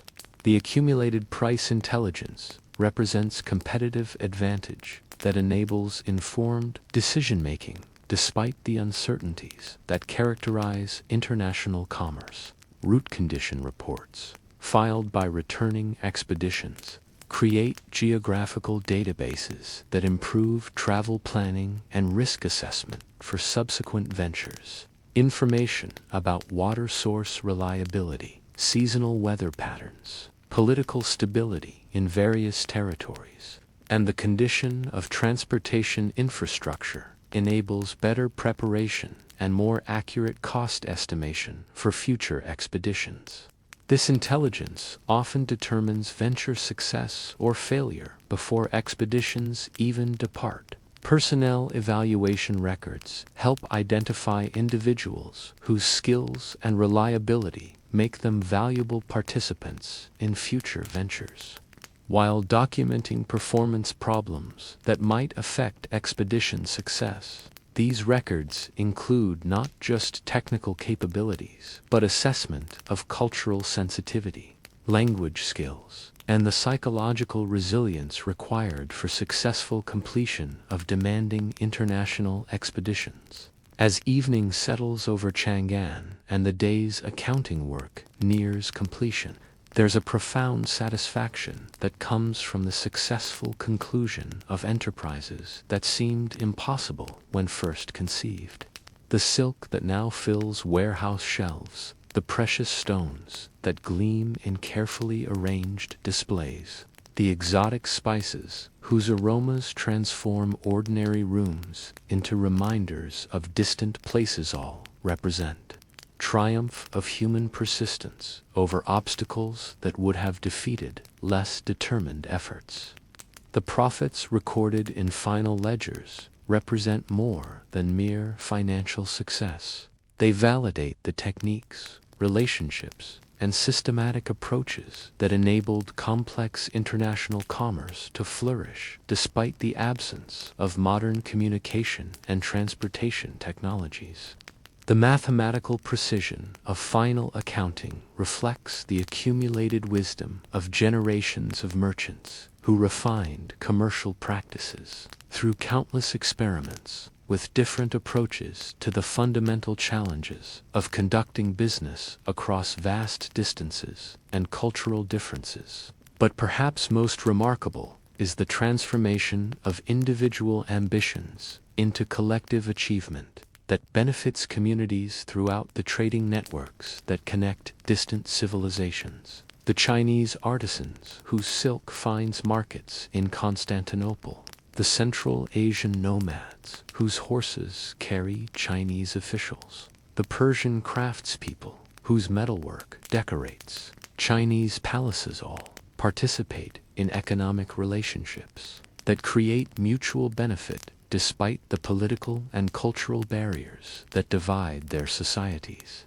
The boring routine of systematic record-keeping, careful quality control, and methodical profit calculation that concludes each Silk Road venture represents the foundation that enables extraordinary human achievements. The attention to detail, commitment to accuracy, and patient execution of complex procedures that characterize successful international commerce create the trust and reliability that make possible the connections between distant peoples that represent civilization's greatest accomplishments. As lamps are extinguished in Chang'an warehouses and the day's business officially ends, the successful completion of another cycle of international trade prepares the foundation for future ventures that will continue the patient work of connecting human communities across the barriers that geography and culture place between them. The quiet satisfaction of work completed successfully, profits earned honestly, and relationships maintained respectfully provides its own reward, while creating the conditions that enable continued participation in humanity's ongoing project of learning to live and trade together across the differences that divide us. As our journey along the Silk Road draws to its close, and the last echoes of camel bells fade into the gentle silence that surrounds all completed tasks, let yourself rest in the understanding that we have traveled not just across space, but through the fundamental rhythms that have sustained human civilization for millennia. The boring routine of systematic preparation, patient execution, and careful attention to detail that characterized successful Silk Road ventures teaches lessons that extend far beyond historical curiosity. In a world that often celebrates dramatic gesture and spectacular achievement, the Silk Road demonstrates the power of accumulated small decisions, sustained effort, and reliable performance of unglamorous but essential tasks. The craftspeople who created beauty and the travelers who survived all succeeded through commitment to excellence in daily routine rather than dependence on moments of inspiration or extraordinary luck. The international cooperation that made Silk Road commerce possible required techniques for building trust and maintaining relationships across barriers of language, culture, and vast distance that challenged every aspect of human communication. The patient work of translation, cultural adaptation. Civilizations offers models for cross-cultural understanding that remain relevant in our interconnected world. The environmental adaptation techniques developed by desert travelers, mountain climbers, and urban administrators along Silk Road networks demonstrate human capacity for systematic problem solving that transforms apparently hostile environments into manageable challenges. The water management systems, navigation techniques, and survival procedures that enabled life. About sustainable relationship with natural systems that modern environmental challenges make increasingly relevant. But perhaps most importantly, the Silk Road demonstrates that the most remarkable human achievements often result from the patient accumulation of ordinary efforts rather than extraordinary individual accomplishments. The networks of trade, communication, and cultural exchange that connected distant, whose names history has forgotten, but whose combined efforts created connections that enriched human life across continents and centuries. As you settle into your own rest, surrounded by the comfortable certainties of modern life, let yourself remember the patience, precision, and persistent effort that enabled our ancestors to create the foundations of international commerce, cultural exchange, and technological development that we inherit today. The gentle rhythm of systematic work, careful preparation,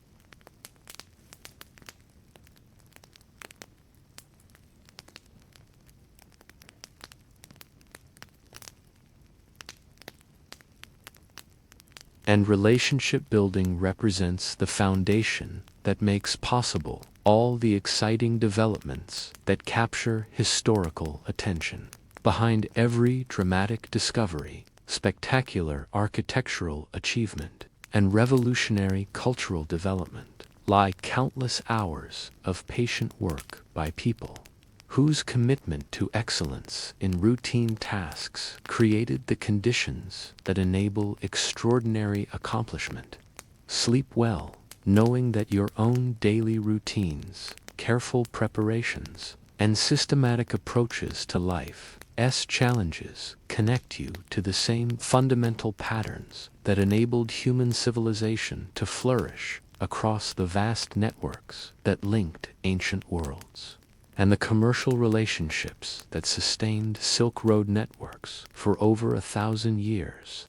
In the gentle darkness that surrounds all completed journeys, the Silk Road's greatest lesson remains its demonstration that extraordinary human achievements emerge through ordinary human persistence, systematic attention to essential tasks, and the patient building of relationships that enable cooperation across every barrier that divides us.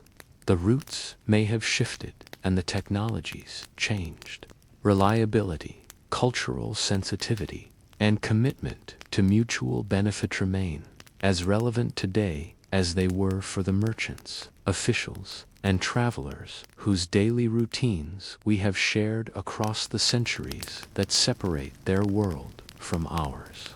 Rest in the knowledge that by understanding and honoring these timeless patterns of human achievement, we participate in the same ongoing project of building connections, creating beauty, and sustaining the networks of cooperation that represent civilization's highest accomplishments. The boring routine of daily life, executed with care and attention, remains humanity's most reliable path toward the extraordinary. Achievements that justify our hopes and sustain our efforts across all the challenges that test our persistence and patience.